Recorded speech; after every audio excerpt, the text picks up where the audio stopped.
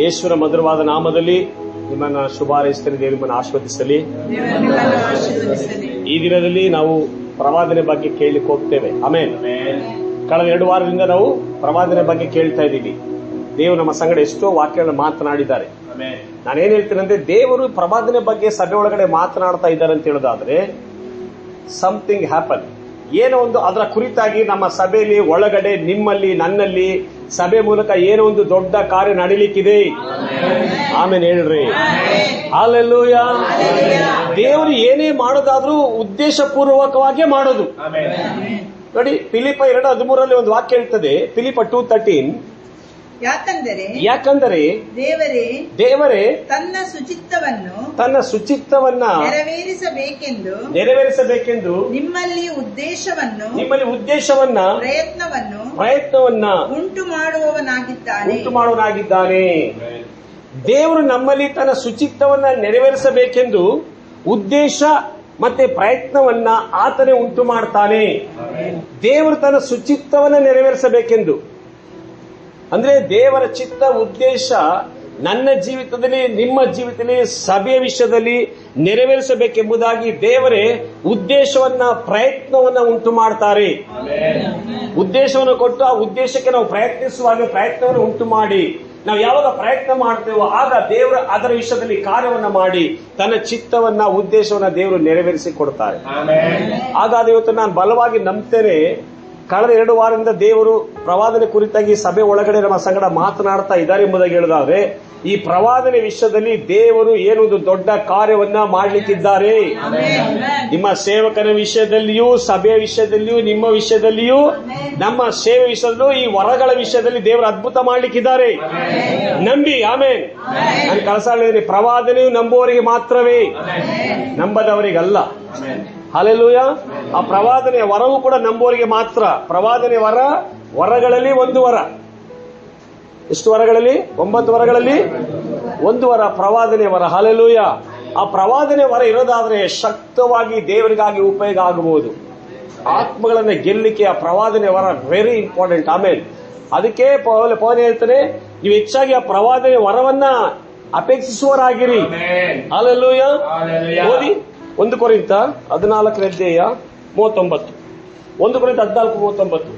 ಆದ ಕಾರಣ ನನ್ನ ಸಹೋದರರೇ ಪ್ರವಾದಿಸುವುದಕ್ಕೆ ಆಸಕ್ತಿಯಿಂದ ಅಪೇಕ್ಷಿಸಿರಿ. ಆಮೇನ್. ಪ್ರವಾದಿಸುವುದಕ್ಕೆ ಆಸಕ್ತಿಯಿಂದ ಅಪೇಕ್ಷಿಸಿರಿ. ನೋಡಿ, ಪ್ರವಾದಿಸುವುದಕ್ಕೆ ನಾವು ಅಪೇಕ್ಷಿಸಬೇಕು. ಆಸಕ್ತಿಯಿಂದ ನಾವು ಅಪೇಕ್ಷಿಸಬೇಕು. ನೀವು ಆಸಕ್ತಿಯಿಂದ ಅಪೇಕ್ಷಿಸಿದ್ರೆ ಮಾತ್ರವೇ ನೀವು ಪ್ರವಾದಿಸಲಿಕ್ಕೆ ಸಾಧ್ಯ. ಪ್ರವಾದನೆ ವರ ನಿಮ್ಮ ಒಳಗಡೆ ಕಾರ್ಯ ಮಾಡಲಿಕ್ಕೆ ಸಾಧ್ಯ. ಇಲ್ಲವರೆ ಕಾರ್ಯ ಮಾಡಲ್ಲ. ಯಾವುದೇ ಒಂದು ವಿಷಯದಲ್ಲಿ ನೀವು ಅದನ್ನು ಆಸಕ್ತಿಯಿಂದ ಮಾಡಲಿಕ್ಕೆ ಮುಂದಾದ್ರೆ ಮಾತ್ರವೇ ಅದು ಫುಲ್ಫಿಲ್ ಆಗ್ಲಿಕ್ಕೆ ಸಾಧ್ಯ. ಹೌದೇ ಇಲ್ವಾ? ನೀವು ಮಾಡ್ಲಿಕ್ಕೆ ಮುಂದಾಗ್ಲಿಲ್ಲ ಅಂದ್ರೆ ಅದು ಫುಲ್ಫಿಲ್ ಆಗಲ್ಲ, ಅದು ನೆರವೇರಲ್ಲ ನಮ್ಮ ಜೀವಿತದಲ್ಲಿ. ಪ್ರಯತ್ನ ನಮ್ಮದಾಗಿರ್ಬೇಕು. ಕಾರ್ಯ ಯಾರ್ದು? ಫಲ ಕೊಡೋದು ಯಾರ್ದು? ಪ್ರಯತ್ನಿಸುವಂತ ಪ್ರತಿಯೊಂದು ವ್ಯಕ್ತಿ ಅವನು ಹೊಂದಿಕೊಳ್ತಾನೆ. ಅದು ಯಾವುದೇ ವಿಷಯದಲ್ಲಾಗ್ಲಿ. ಆಮೇಲೆ ಹೇಳಿ, ದೇವರಿಗೆ ಯಾವ್ದು ದೊಡ್ಡದಲ್ಲ ರೀ. ದೇವರಿಗೆ ಯಾವುದು? ದೇವರು ಎಲ್ಲವನ್ನ ಉಂಟು ಮಾಡಿದ, ನಿರ್ಮಿಸಿದ ಯಾರಿಗೋಸ್ಕರ? ನಮಗೋಸ್ಕರವಾಗಿ. ಹೌದಾ ಇಲ್ವಾ? ವರಗಳಿಟ್ಟೋದು ಯಾರಿಗೋಸ್ಕರ? ನಮಗೋಸ್ಕರವಾಗಿ. ಆಮೇಲೆ ಫಲಗಳು ಯಾರಿಗೋಸ್ಕರ? ನಮಗೋಸ್ಕರವೇ. ಆಶೀರ್ವಾದ ಯಾರಿಗೋಸ್ಕರ?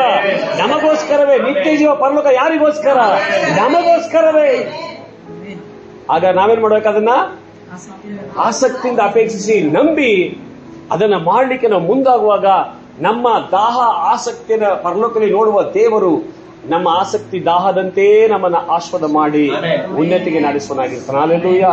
ನೋಡಿ 14:1-2 ಕೂಡ ಹೇಳ್ತದೆ. ನೋಡಿ 14:1-2, ಪ್ರೀತಿಯನ್ನು ಅಭ್ಯಾಸ ಮಾಡಿಕೊಳ್ಳಿರಿ, ಆದರೂ ಪವಿತ್ರಾತ್ಮನಿಂದ ಉಂಟಾಗುವ ವರಗಳನ್ನು ಅವುಗಳೊಳಗೆ ವಿಶೇಷವಾಗಿ. ನೋಡಿ, ಪವಿತ್ರಾತ್ಮದಿಂದ ಉಂಟಾಗುವ ವರಗಳನ್ನು ಅವುಗಳೊಳಗೆ ವಿಶೇಷವಾಗಿ ಪ್ರವಾದಿಸುವ ವರವನ್ನೇ ಆಸಕ್ತಿಯಿಂದ ಅಪೇಕ್ಷಿಸಿರಿ. ಆಮೇಲೆ ನೋಡಿ ಏನ್ ಹೇಳ್ತದೆ? ಪವಿತ್ರಾತ್ಮನಿಂದ ಉಂಟಾಗುವಂತ ವರಗಳನ್ನು ಅವುಗಳೊಳಗೆ ವಿಶೇಷವಾಗಿ ಪ್ರವಾದಿಸುವ ವರವನ್ನೇ ನಾವು ಅಪೇಕ್ಷಿಸಬೇಕಂತ ಪೌಲ ಪ್ರೆಸ್ ಮಾಡಿ ಹೇಳ್ತಾ ಇದ್ದಾರೆ.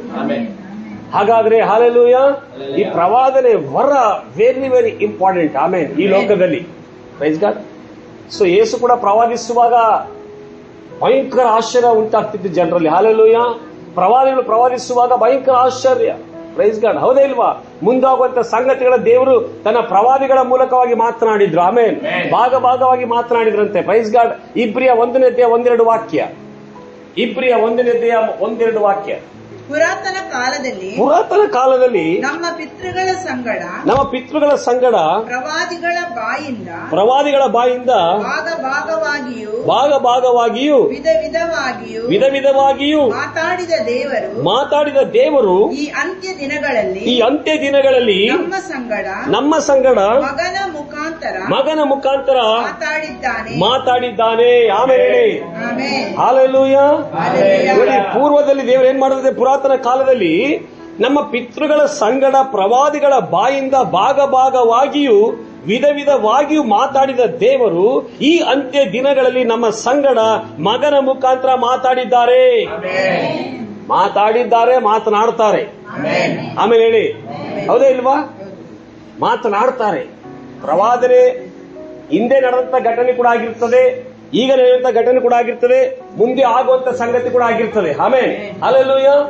ಒಬ್ಬ ಪ್ರವಾದಿ ಅಂತ ಹೇಳುವಾಗ ಹಿಂದೆ ನೀ ಯಾವ ಹಾದಿಯಲ್ಲಿ ಹಾದು ಬಂದೆ, ಈಗ ಯಾವ ಹಾದಿಯಲ್ಲಿ ಹಾದು ಹೋಗ್ತಾ ಇದ್ದಿ, ಯಾವ ಪರಿಸ್ಥಿತಿಯಲ್ಲಿ, ಮುಂದೆ ಯಾವ ಹಾದಿಯಲ್ಲಿ ಯಾವ ಪರಿಸ್ಥಿತಿಯಲ್ಲಿ ಹಾದು ಹೋಗ್ತಾ ದೇವರು ಏನ್ ಮಾಡ್ಲಿಕ್ಕಿದ್ದಾರೆ ಅದನ್ನ ನಿಖರವಾಗಿ ದೇವರು ತನ್ನ ಪ್ರವಾದಿ ಮೂಲಕ, ಸೇವಕನ ಮೂಲಕವಾಗಿ ಮಾತನಾಡ್ತಾರೆ. ಆಮೇಲೆ ಅಲ್ಲೇ ನಾನು ಹೇಳಿದ್ರೆ ಕಾದಿದ್ದೇನು, ದೇವರು ತನ್ನ ಪ್ರವಾದಿಗಳ ಬಳಿಯಲ್ಲಿ ಹೇಳದೆ ಮಾತನಾಡದೆ ಯಾವುದನ್ನು ಕೂಡ ಮಾಡೋದಿಲ್ಲ. ಹಲ್ಲೆಲೂಯ. ದೇವರು ತನ್ನ ಪ್ರವಾದಿ ಸೇವಕನ ವಿಷಯದಲ್ಲಿ ತುಂಬಾ ಕಾಳಜಿಯನ್ನು ವಹಿಸುತ್ತಾರೆ. ಪ್ರತಿಯೊಂದು ವಿಷಯನ ದೇವರು ತನ್ನ ಪ್ರವಾದಿಯ ಸಂಗಡ, ಸೇವಕನ ಸಂಗಡ ಮಾತನಾಡಿಯೇ ಮಾಡೋದು. ಮಾತನಾಡದೆ ಯಾವುದು ಕೂಡ ಮಾಡೋದಿಲ್ಲ. ನಾವುಗಳೇನ್ ಮಾಡ್ತೀವಿ? ನಾವು ಹೇಳದೆ ಕೇಳದೆ ಎಲ್ಲ ಮಾಡ್ಬಿಡ್ತೀವಿ. ಇಲ್ಲ, ತಪ್ಪು. ನೀವು ಪ್ರತಿಯೊಂದು ವಿಷಯ, ಏನೇ ವಿಷಯ ಆಗಿದ್ರು ಕೂಡ ನಿಮ್ಮ ನಾಯಕನಿಗೆ ನೀವು ಹೇಳಬೇಕು. ಯಾಕೆ? ಇದೇ ನೀವು ತಪ್ಪು ಮಾಡ್ತೀರಿ, ಇದೇ ನೀವು ಬೀಳ್ತೀರಿ, ಇದೇ ನೀವು ದಾರಿ ತಪ್ಪುತ್ತೀರಿ, ಇದೇ ನೀವು ಸರಿಯಾದ ಮಾರ್ಗದಲ್ಲಿ ಹೋಗ್ಲಿಕ್ಕಾಗಲ್ಲ. ಅಲ್ಲೆಲ್ಲೂ ಯಾಕೆ? ಇನ್ನು ನಮ್ಮ ನಾಯಕನ ಮೆಚುರಿಟಿ ಲೆವೆಲ್ಗೆ ನಾವು ಆತ್ಮಿಕ ಮಂಡಲದಲ್ಲಿ ಬರಲಿಲ್ಲ. ಒಬ್ಬ ಶಿಷ್ಯ ಗುರುವಿನಂತೆ ಆಗಬಹುದು, ಆದ್ರೆ ಗುರು ಆಗ್ಬಿಡ್ಲಿಕ್ಕೆ ಸಾಧ್ಯವಿಲ್ಲ. ಸಾಧ್ಯನಾ? ಇಲ್ಲ. ಆದ್ರೆ ಗುರುವಿನ ಹಾಗೆ ದಿನಗಳು ಕಳಿತ ಅವನ ಆ ಲೆವೆಲ್ಗೆ ಬರಬಹುದು. ತಮ್ಮ ಪಾಸ್ಟ್ ಹೇಳ್ತಾರೆ, ಏನಪ್ಪಾ, ನಾನು ಇರೋ ಊರಲ್ಲೇ ಇದ್ದೇನೆ, ಆದ್ರೆ ನೀನು ಎಲ್ಲ ಕಡೆ ಹೋಗ್ತಾ ಇದೀಯ. ಹಲ್ಲೆಲೂಯ. ಯಾವತ್ತು ಕೂಡ ಅಭಿಷೇಕ ಅನ್ನುವಂಥದ್ದು, ಏಲಿಯನ ಅಭಿಷೇಕ ಎಲಿಷನ ಮೇಲೆ ಬಂದಾಗ ದೇವರು ಎಲಿಯನಿಗಿಂತ ಎಲಿಷನನ್ನ ಶಕ್ತವಾಗಿ ಉಪಯೋಗ ಮಾಡಿದ್ರು. ಹಾಗೆ ತಿಳ್ಕೊಳ್ಳಿ, ಅಭಿಷೇಕ ಅನ್ನುವಂಥದ್ದು ಒಬ್ಬ ನಾಯಕರಿಂದ ದೇವರ ಮಕ್ಕಳ ಮೇಲೆ ಅನಂಟಿಂಗ್ ಇಂಪಾರ್ಟೇಷನ್ ಆಗುವಾಗ ನಾಯಕನಿಗಿಂತಲೂ ನಾಯಕರ ಕೈಗಳು ಇರುವವರನ್ನ ದೇವರು ಶಕ್ತವಾಗಿ ಉಪಯೋಗ ಮಾಡ್ತಾರೆ. ಹಲ್ಲೆಲೂಯ. ಅದಕ್ಕೆ ಯಾವತ್ತು ದೇವರ ಮಕ್ಕಳು ನಾಯಕನ ಜೊತೆಯಲ್ಲಿ ನಿಲ್ಲಬೇಕು. ನೀವು ಎಲ್ಲೂ ನಾಯಕ ಇರುವಾಗ ನೀವು ಎಲ್ಲೂ ಹೋಗಬಾರ್ದು. ನಾಯಕ ಎಲ್ಲಿರ್ತಾನೆ, ನಾಯಕ ಎಲ್ಲೋಗ್ತಾನೆ, ನಾಯಕ ಏನ್ ಮಾಡ್ತಾನೆ ಅದನ್ನ ಗಮನಿಸ್ತಾ ಇರ್ಬೇಕು. ಆಮೇಲೆ ಆ ನಾಯಕ ಯಾವ್ದನ್ನ ಏನ್ ಮಾಡ್ತಾ ಇದ್ದಾರೆ ನೀವು ಗಮನಿಸುವಾಗ ಅವ್ರ ಜೊತೆ ಸುಮ್ಮನೆ ನಿಲ್ಲುವಾಗಲೇ ಅವರ ಅನಂಟಿ ನಿಮ್ಮ ಮೇಲೆ ಇಂಪಾರ್ಟೇಷನ್ ಆಗ್ತದೆ. ಅವರ ಅಭಿಷೇಕ ನಿಮ್ಮ ಮೇಲೆ ಇಂಪಾರ್ಟೇಷನ್ ಆಗುವಾಗ ನೀವು ಅವರಿಗಿಂತಲೂ ಶಕ್ತವಾಗಿ ಉಪಯೋಗ ಆಗಬಹುದು ದೇವರ ಮಹಿಮೆಗೋಸ್ಕರ. ಆಮೇಲೆ ಅದು ಯಾವಾಗ ನಾವು ನಿಲ್ಲೋದಿಲ್ಲ, ನಾವು ಡಿಸ್ಟೆನ್ಸ್ ಮೇಂಟೈನ್ ಮಾಡ್ತೀವಿ, ಡಿಸ್ಟೆನ್ಸ್ ಹಾಗೆ ಹೋಗಿಬಿಡ್ತೀವಿ. ಇಲ್ಲ, ಅದಕ್ಕೆ ನಾನು ಹೇಳ್ತೀನಿ, ಕೇಳ್ಕೊಳ್ಳಿ. ಯಾವತ್ತು ಕೂಡ ಅಭಿಷೇಕ ಇರುವಂತ ವ್ಯಕ್ತಿಯ ಸಂಗಡ ಜೊತೆಯಲ್ಲಿ ಇರ್ಲಿಕ್ಕೆ ನೀವು ಹೆಚ್ಚು ಬಯಸಬೇಕು. ಮೊದಲು ದೇವರ ಸಂಗಡ ಇರಬೇಕು, ಏನಿದು ಒಬ್ಬ ಅಭಿಷೇಕ ನಾಯಕನ ಕೈ ಕೆಳಗಡೆ ಜೊತೆಲಿ ಇರ್ಲಿಕ್ಕೆ ನೀವು ಬಯಸಬೇಕು. ಆಮೇಲೆ ಹಲ್ಲೆಲೂಯ. ನೋಡಿ, ಸಾಮುವೇಲ ಯಾರ ಕೈ ಕೆಳಗಡೆ ಇದ್ದ? ಏಲಿಯ ಕೈ ಕೆಳಗಡೆ ಇದ್ದ. ಆದ್ರೆ ಏಲಿಗಿಂತಲೂ ಸಾಮುವೇಲನನ್ನ ಭಯಂಕರವಾಗಿ ಉಪಯೋಗ ಮಾಡಿದ ದೇವರು. ಹಲ್ಲೆಲೂಯ. ನೋಡಿ, ಏಲಿಗಿಂತಲೂ ಸಾಮುವೇಲನ ಸಂಗಡ ದೇವರು ಮಾತನಾಡ್ತಾ ಇದ್ದಾರೆ. Praise God. ಬರೋಣ ವಾಕ್ಯಕ್ಕೆ. 1 ಸಾಮುವೇಲ 3ನೇ 1ನೇ ವಾಕ್ಯ ನೋಡ್ಕೊಂಡ್ಬನ್ನಿ. 1 ಸಾಮುವೇಲ 3ನೇ 1ನೇ ವಾಕ್ಯ. ಬಾಲಕನಾದ ಸಮುವೇಲನು ಏಲಿಯ ಕೈ ಕೆಳಗಿದ್ದುಕೊಂಡು ಯೆಹೋವನ ಸೇವೆ ಮಾಡುತ್ತಿದ್ದನಷ್ಟೇ. ನೋಡಿ, ಬಾಲಕನಾದ ಸಾಮುವೇಲ ಯಾರ ಕೈ ಕೆಳಗಡೆ ಇದ್ದ? ಏಲಿಯ ಕೈ ಕೆಳಗಡೆ ಇದ್ದುಕೊಂಡು ಸೇವೆ ಮಾಡ್ತಾ ಇದ್ದ. ಹಲ್ಲೆಲೂಯ. ಆಗ ಏಲಿಗೆ ಅವನು ಶಿಷ್ಯನಾಗಿದ್ದ. ಸೇವೆ ಮಾಡುವಂತ ಸಮಯದಲ್ಲಿ ಮುಂದೆ ಆ ಕಾಲದಲ್ಲಿ ದೈವೋಕ್ತಿಗಳು ವಿರಳವಾಗಿದ್ದವು. ನೋಡಿ, ಆ ಕಾಲದಲ್ಲಿ ದೈವೋಕ್ತಿ ಹೇಗಿತ್ತಂತೆ? ವಿರಳವಾಗಿ, ಅಂದ್ರೆ ಸ್ವಲ್ಪ ಕಡಿಮೆ. ಪ್ರವಾದಿಗಳು ಕಡಿಮೆ. ದೇವರು ಪ್ರವಾದಿಗಳನ್ನ ಕರೆದು ಅವನ ಅಭಿಷೇಕ ಮಾಡಿ ಉಪಯೋಗಿಸಿದ್ರು. ಆಗ ಎಲ್ಲರೂ ಕೂಡ ಪ್ರವಾದಿಸ್ತಿರ್ಲಿಲ್ಲ. ಅರ್ಥ ಮಾಡ್ಕೊಳ್ಳಿ, ಎಲ್ಲರ ಮೇಲೂ ಪ್ರವಾದನ ಅಭಿಷೇಕ ಇಲ್ಲ, ಎಲ್ಲರೂ ಪ್ರವಾದಿಸಲಿಕ್ಕೆ ಸಾಧ್ಯವಿಲ್ಲ. ಆಗ ದರ್ಶನಗಳು, ಪ್ರವಾದನೆಗಳು, ದೈವಿಕ ದರ್ಶನ ಎಲ್ಲ ವಿರಳವಾಗಿತ್ತು, ಸ್ವಲ್ಪ ಕಡಿಮೆ. ಆದ್ರೆ ಈಗ ದೇವರೇನ್ ಮಾಡಿದ್ದಾರೆ, ಆಗ ಪ್ರವಾದಿಸುವವರೇ ಕಡಿಮೆ, ದರ್ಶನಗಳೇ ಕಡಿಮೆ. ಆದ್ರೆ ಈಗ ಮನುಷ್ಯರ ಎಲ್ಲ ಮೇಲೂ ನನ್ನ ಆತ್ಮವನ್ನ ಸುರಿಸ್ತೇನೆ. ಮನುಷ್ಯ ಎಲ್ಲ ಮೇಲೂ ಆತ್ಮವನ್ನ ಸುರಿಸ್ತೇನೆ. ಆ ಆತ್ಮನನ್ನ ದೇವರು ಎಲ್ಲ ಮೇಲೆ ಸುರಿಸುವಾಗ ನೀವೆಲ್ಲರೂ ಪ್ರವಾದಿಸಲಿಕ್ಕೆ ಸಾಧ್ಯ. ಅದರ ಇಬ್ರಿಯದಲ್ಲಿ ನೋಡಿದ್ವಿ, ಪುರಾತನ ಕಾಲದಲ್ಲಿ ದೇವರು ತನ್ನ ಪ್ರವಾದಿಗಳ ಬಾಯಲ್ಲಿ ವಿಧ ವಿಧವಾಗಿ ಭಾಗವಾಗಿ ಮಾತನಾಡಿದ್ರು. ಆದ್ರೆ ಈಗ ನಮಗಾದರೂ ದೇವರು ತನ್ನ ಮಗನ ಮೂಲಕ ಮಾತನಾಡ್ತಾ ಇದ್ದಾರೆ. ಆಮೇಲೆ ಹೇಳಿ, ಹೌದೇನ್ವಾ?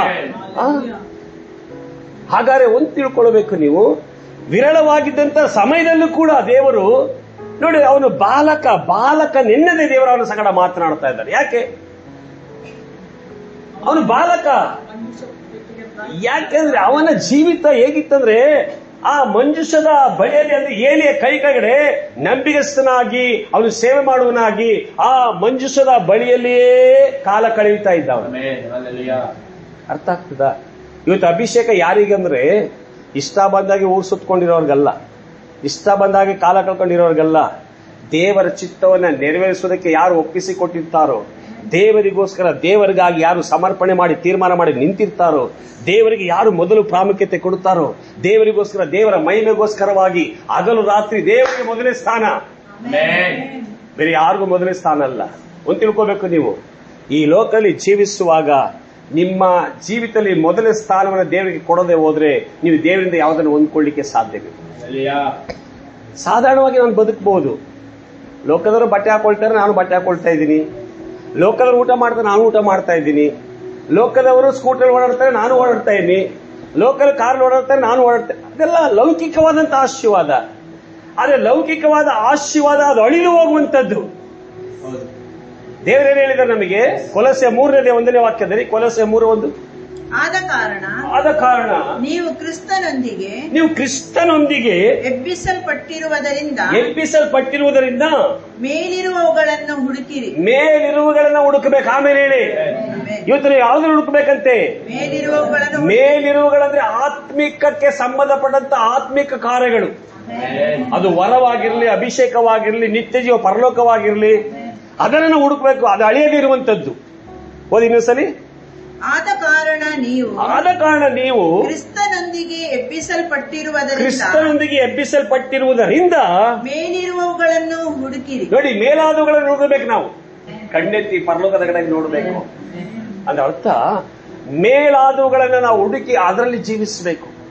ಆ ವರಭರಿತವಾಗಿ, ಫಲಭರಿತವಾಗಿ ದೇವರ ರಾಜ್ಯಕ್ಕಾಗಿ ನೀತಿಗೆ ತವಕಪಟ್ಟು ಜೀವಿಸುವಾಗ ದೇವರು ವರ ಫಲಗಳನ್ನು ನಮಗೆ ಗಿಫ್ಟ್ ಆಗಿ ಕೊಡ್ತಾರೆ. ಹಲ್ಲೆಲೂಯಾ. ಆಗ ಅದರಲ್ಲಿ ನಾವು ಶಕ್ತವಾಗಿ ದೇವರ ಮಹಿಮೆಗೆ ಉಪಯೋಗ ಆಗಬಹುದು. ಆದ್ರೆ ನಾವು ಲೌಕಿಕವಾಗಿ ನಮಗೆ ಎಲ್ಲ ಇರ್ತದೆ, ಎಲ್ಲ ಇದ್ದು ನಮಗೆ ಅದು ಅಳಿದು ಹೋಗುತ್ತೆ. ಏನು? 1 ಯೋಹಾನ 2:15-16 ಏನ್ ಹೇಳ್ತದೆ? 1 ಯೋಹಾನ 2:15 ಮತ್ತೆ 16 ವಾಕ್ಯ. ಲೋಕವನ್ನಾಗಲಿ ಲೋಕದಲ್ಲಿ ಇರುವವುಗಳನ್ನಾಗಲಿ ಪ್ರೀತಿಸಬೇಡಿರಿ. ಯಾವನಾದರೂ ಲೋಕವನ್ನು ಪ್ರೀತಿಸಿದರೆ ತಂದೆಯ ಮೇಲಿನ ಪ್ರೀತಿಯು ಅವನಲ್ಲಿಲ್ಲ. ನೋಡಿ, ಲೋಕವನ್ನಾಗಲಿ ಲೋಕದಲ್ಲಿ ಇರುವುಗಳನ್ನಾಗಲಿ ಪ್ರೀತಿಸಬಾರದು. ಲೋಕವನ್ನಾಗಲಿ ಲೋಕದ ಇರುವುಗಳನ್ನಾಗಲಿ ಪ್ರೀತಿಸಿದರೆ ತಂದೆಯ ಮೇಲಿನ ಪ್ರೀತಿ ಅವನಲ್ಲಿ ಇಲ್ಲ. ಆ ತಂದೆಯ ಮೇಲಿನ ಪ್ರೀತಿ ಇಲ್ಲದೆ ಹೋದ ನಿಮಿತ್ತವಾಗಿ ನಾವು ಬರೀ ಲೋಕಕ್ಕೆ ಸಂಬಂಧಪಟ್ಟಂತವಾದ ಕಾರ್ಯಗಳಲ್ಲೇ ಮಗ್ನರಾಗಿರ್ತೇವೆ. ನೋಡಿ, ಲೋಕವನ್ನು ಯಾರು ಹೆಚ್ಚಾಗಿ ಪ್ರೀತಿ ಮಾಡ್ತೇವೋ ಲೋಕದ ಸಂಬಂಧವಾದ ಕಾರ್ಯಗಳಿಗೆ ಹುಡುಕ್ತಾ ಇರ್ತೇವೆ. ಹಿಂಗೆ ಕೆಳಗಡೆ ತಲೆ ಮೇಲಿರ್ತಲ್ಲ. ಅರ್ಥ ಆಗ್ತದ? ಆದ್ರೆ ನಾವು ಮೇಲಾದವುಗಳನ್ನು ಹುಡುಕಬೇಕು. ಯಾವ್ದು ಹುಡುಕಬೇಕು? ಮೇಲಾದವು ಹುಡುಕಬೇಕು. ಮೇಲಾದವುಗಳನ್ನು ಹುಡುಕುವಾಗ ನಿಮ್ಮ ಜೀವಿತ, ನಿಮ್ಮ ಭವಿಷ್ಯ ಮೇಲಾಗಿರ್ತದೆ. ನೋಡಿ, ಮೇಲಾದವುಗಳನ್ನು ಹುಡುಕುವಾಗ ಈ ಲೋಕದವರಿಗಿಂತ ನೀವು ಮೇಲಾಗಿರ್ತೀರಿ. ಯಾಕೆ? ದೇವರ ಮೇಲೆ ವಿಶೇಷವಾಗಿ ಅಭಿಷೇಕ ಮಾಡಿಟ್ಟಿರ್ತಾರೆ. ದೇವರ ನಿಮ್ಮ ಮೇಲೆ ವರಗಳನ್ನ ಕೊಟ್ಟಿಟ್ಟಿರ್ತಾರೆ. ದೇವರು ನಿನ್ನ ಮೇಲೆ ವಿಶೇಷವಾದ ಕೃಪೆ, ಅಭಿಷೇಕ, ಮಹಿಮೆ ಆವರಿಸಿಕೊಂಡಿರ್ತಾರೆ. ಈ ಲೋಕದಲ್ಲಿ ನಿನ್ನ ದೇವರು ತೆಗೆದುಕೊಂಡು ಉನ್ನತಿಗೆ ತೆಗೆದುಕೊಂಡು ಹೋಗ್ತಾರೆ. ಆಗ ಈ ಲೋಕದಲ್ಲಿ ಘನತೆ, ಗೌರವ, ಮಾನ, ಮಹಿಮೆ, ಸಂಪತ್ತು, ಆಸ್ತಿ ನಿನ್ನನ್ನು ಹುಡುಕೊಂಡು ಬರ್ತದೆ. ನಾನು ಯಾವುದು ಹುಡುಕೋದಲ್ಲ. Hallelujah, hallelujah. ನಾನು ಅದಕ್ಕೆ ಹೇಳಿದ್ದು, ದೇವರ ರಾಜ್ಯಕ್ಕಾಗಿಯೂ ನೀತಿಗಾಗಿಯೂ ಅವುಗಳ ಜೊತೆನಲ್ಲಿ ನಾವು ಹುಡುಕೋದೆಲ್ಲ ಬರುತ್ತೆ. ಪಕ್ಕದಲ್ಲಿ ಹೇಳಿ, ಮೊದಲು ದೇವರ ರಾಜ್ಯಕ್ಕಾಗಿ ನೀತಿಗಾಗಿ ಅವಾಗ ಪಡಿ, ಅವುಗಳ ಜೊತೆಯಲ್ಲಿ ಕೈ ಬಿಸಿ. ಇವೆಲ್ಲವೂ ನಿಮ್ಮನ್ನು ಹುಡುಕೋ ಬರ್ತದೆ. ನಾವೇ ಮಾಡ್ತಾ ಇದೀವಿ, ಅದನ್ನೆಲ್ಲ ಬಿಟ್ಟು ಇವನ್ನೆಲ್ಲ ಹುಡುಕ್ತಾ ಇದೀವಿ. ಅದನ್ನೆಲ್ಲ ಬಿಟ್ಟು ಇದನ್ನೆಲ್ಲ ಹುಡುಕುವಾಗ ಇದೆಲ್ಲ ಸಿಗಲ್ಲ. ಎಲ್ಲೋ ಒಂದೆರಡು ಅಷ್ಟೇ, ಕಷ್ಟಪಟ್ಟು. ಆದ್ರೆ ನೀವು ಅದನ್ನ ಮೇಲಾದವುಗಳನ್ನು ಹುಡುಕುವಾಗ ನಿನಗೆ ಬೇಕಾದಂತ ಲೌಕಿಕವಾದ ಎಲ್ಲ ಆಶೀರ್ವಾದಗಳು ನಿನ್ನನ್ನ ಹುಡುಕಿ ಬರ್ತವೆ. ಅರ್ಥ ಆಯ್ತಾ? ಅದಕ್ಕೆ ನೀವು ವರಗಳೊಂದಿಗೆ, ಅಭಿಷೇಕದೊಂದಿಗೆ ಈ ಲೋಕ ಎದ್ದು ಪ್ರಕಾಶಿಸಬೇಕು. ಅದರ ಬಗ್ಗೆ ಹೆಚ್ಚು ದಾಹ, ಆಸಕ್ತಿ, ಅಪೇಕ್ಷೆ ನಿಮಗೆ ಇರಬೇಕು. ನೋಡಿ, ಸಾಮ್ಯಲ ಏಳೆ ಕೈಗಡೆ ಇದ್ದು ಸೇವೆ ಮಾಡ್ತಾ ಇದ್ದಾನೆ. ಬನ್ನಿ, 1 ಸಾಮ್ಯಲ 3ನೇ ಅಧ್ಯಾಯ 2ನೇ ವಾಕ್ಯ. ಒಂದೇ ವಾಕ್ಯದಿಂದ ಓದ್ಬಿಡಿ, ತೊಂದ್ರೆ ಇಲ್ಲ. ಬಾಲಕನಾದ ಸಮುವೇಲನು ಏಲಿಯ ಕೈ ಕೆಳಗಿದ್ದುಕೊಂಡು ಯೆಹೋವನ ಸೇವೆ ಮಾಡುತ್ತಿದ್ದನಷ್ಟೇ. ಆ ಕಾಲದಲ್ಲಿ ದೇವೋಕ್ತಿಗಳು ವಿರಳವಾಗಿದ್ದವು, ದೇವದರ್ಶನಗಳು ಅಪರೂಪವಾಗಿ. ನೋಡಿ, ದೇವದರ್ಶನ ಅಪರೂಪವಾದ ಸಮಯದಲ್ಲಿ ದೇವರು ಸಾಮ್ಯನಿಗೆ ದರ್ಶನ ಕೊಟ್ಟು ಮಾತನಾಡ್ತಾರೆ. ಆಮೇಲೆ ಹಲ್ಲೆಲೂಯಾ. ಸಾಮ್ಯನ ಸಂಗಡ ನೇರವಾಗಿ ದೇವರು ಮಾತನಾಡ್ತಾ ಇದ್ದಾರೆ, ದರ್ಶನ ಕೊಟ್ಟು ಮಾತನಾಡ್ತಾ ಇದ್ದಾರೆ, ತನ್ನ ವಾಕ್ಯದ ಮೂಲಕ ಪ್ರಕಟಣೆ ಆಗ್ತಾ ಇದ್ದಾರೆ. ಯಾರಿಗೆ? ಸಾಮ್ಯನಿಗೆ ದೇವರು. ಯಾಕೆ? ಮುಂದೆ ಓದಿ. ಎಸ್. ಏಲಿಯ ಕಣ್ಣುಗಳು ದಿನಕ್ಕೆ ಮೊಬ್ಬಾಗುತ್ತಾ ಬಂದು ಚೆನ್ನಾಗಿ ಕಾಣದೆ ಹೋಗಿದ್ದವು. ಅವನು ಒಂದಾನೊಂದು ರಾತ್ರಿ ತನ್ನ ಸ್ಥಳದಲ್ಲಿ ಮಲಗಿದ್ದನು. ಏಲಿ ಏನ್ ಮಾಡದ? ಒಂದಾನೊಂದು ರಾತ್ರಿ ಆತನಿಗೆ ಇಷ್ಟಪಡುವ ಜಾಗದಲ್ಲಿ ಅವನು ಮಲಗಿದ್ದ. ಆದ್ರೆ ಸಾಮ್ಯಲ್ ಎಲ್ಲಿ ಮಲಗಿದ್ದ? ಓದಿ. ಸಮುವೇಲನು ಯೆಹೋವನ ಮಂದಿರದಲ್ಲಿ ದೇವರ ಮಂಜೂಷವಿದ್ದ ಸ್ಥಳದಲ್ಲಿ ನೋಡಿ ಮಲಗಿದ್ದ. ಯೆಹೋವನ ಮಂದಿರದಲ್ಲಿ ದೇವರ ಮಂಜೂಷವಿದ್ದ ಸ್ಥಳದಲ್ಲಿ ಆತ ಕಾದು ಮಲಗಿದ್ದಾನೆ. ಹಲ್ಲೆಲೂಯಾ. ಈಗ ಕಾದು ಮಲಗಿದ್ದಂತ ಮಂಜುಷ್ಟ ಬಳಿ ಮಲಗಿದ್ದ ಸಾಮುವೇಲನ ಬಳಿ ದೇವರು ಮಾತನಾಡ್ತಾರೆ. ಸಾಮುವೇಲನೇ. ಓದಿ ಮುಂದೆ. ಆಗ ದೇವದೀಪವು ಇನ್ನೂ ಉರಿಯುತ್ತಿರುವಾಗಲೇ ಯೆಹೋವನು ಸಮುವೇಲನನ್ನು ಕರೆದನು. ಸಮುವೇಲನು ಬಂದನೆಂದು ಉತ್ತರ ಕೊಟ್ಟು ಒಡನೆ ಏಲಿಯ ಬಳಿಗೆ ಹೋಗಿ, ಇಗೋ ಬಂದಿದ್ದೇನೆ, ನೀನು ನನ್ನನ್ನು ಕರೆದಿಯಲ್ಲ ಎನ್ನಲು ಏಲಿಯು, ನಾನು ನಿನ್ನನ್ನು ಕರೆಯಲಿಲ್ಲ, ಹೋಗಿ ಮಲಗಿಕೋ ಅಂದನು. ಸಮುವೇಲನು ಹೋಗಿ ಮಲಗಿದನು. ಯೆಹೋವನು ತಿರುಗಿ ಸಮುವೇಲನೇ ಎಂದು ಕರೆದನು. ಸಮುವೇಲನು ಕೂಡಲೇ ಎದ್ದು ಏಲಿಯ ಬಳಿಗೆ ಹೋಗಿ, ಇಗೋ ಬಂದಿದ್ದೇನೆ, ನೀನು ನನ್ನನ್ನು ಕರೆದಿಯಲ್ಲ ಅನ್ನಲು ಅವನು, ನನ್ನ ಮಗನೇ, ನಾನು ನಿನ್ನನ್ನು ಕರೆಯಲಿಲ್ಲ, ಹೋಗಿ ಮಲಗಿಕೋ ಎಂದನು. ಆವರೆಗೂ ಸಮುವೇಲನಿಗೆ ಯೆಹೋವನ ಅನುಭವವಿರಲಿಲ್ಲ. ನೋಡಿ, ಸಮುವೇಲನಿಗೆ ದೇವರು ಕರೆಯುವಂತ ಅನುಭವ ಅವನಿಗಿಲ್ಲ. ಅನುಭವ ಇಲ್ಲದೆ ಇರುವಂತ ವ್ಯಕ್ತಿಯ ಬಳಿಯಲ್ಲಿ ದೇವರು ಮಾತನಾಡ್ತಾ ಇದ್ದಾರೆ. ಅನುಭವ ಇಲ್ಲದಿರುವಂತ ಒಬ್ಬ ಬಾಲಕರಾದ ಸಮುವೇಲನ ಬಳಿಯಲ್ಲಿ ದೇವರು ಮಾತನಾಡ್ತಾರೆ. ಆಗ ಅರ್ಥ ಮಾಡ್ಕೊಳ್ಬೇಕು, ದೇವರ ಪಾರ್ಶ್ವ ಸಂಗಡ ಮಾತ್ರ ಅಲ್ಲ. ಪಕ್ಕದಲ್ಲಿ ದೇವರ ಪಾರ್ಶ್ವ ಸಂಗಡ ಮಾತ್ರ ಅಲ್ಲ, ಅನುಭವ ಇಲ್ಲದ ನಿನ್ನ ಸಂಗಡ ಮಾತಾಡಲಿಕ್ಕೆ ದೇವರು ಶಕ್ತನಾಗಿದ್ದಾನೆ. ಆದ್ರೆ ನಾವೆಲ್ಲಿರ್ಬೇಕು?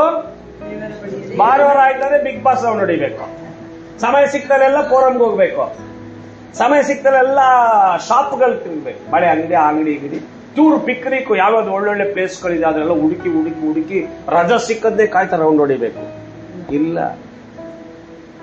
ಹಲ್ಲೆಲೂಯಾ. ಲೋಕಕ್ಕೆ ಸಂಬಂಧಪಟ್ಟ ಎಲ್ಲ ಜೀವಿತಗಳನ್ನ ಬಿಟ್ಟು, ಎಲ್ಲ ಆಸೆನ ಬಿಟ್ಟು, ಆ ಪರಲೋಕಕ್ಕೆ ಸಂಬಂಧಪಟ್ಟಂತ ವಿಷಯದಲ್ಲಿ ನೀವು ಆಸಕ್ತಿ ಉಳ್ಳವರಾಗಿರ್ಬೇಕು.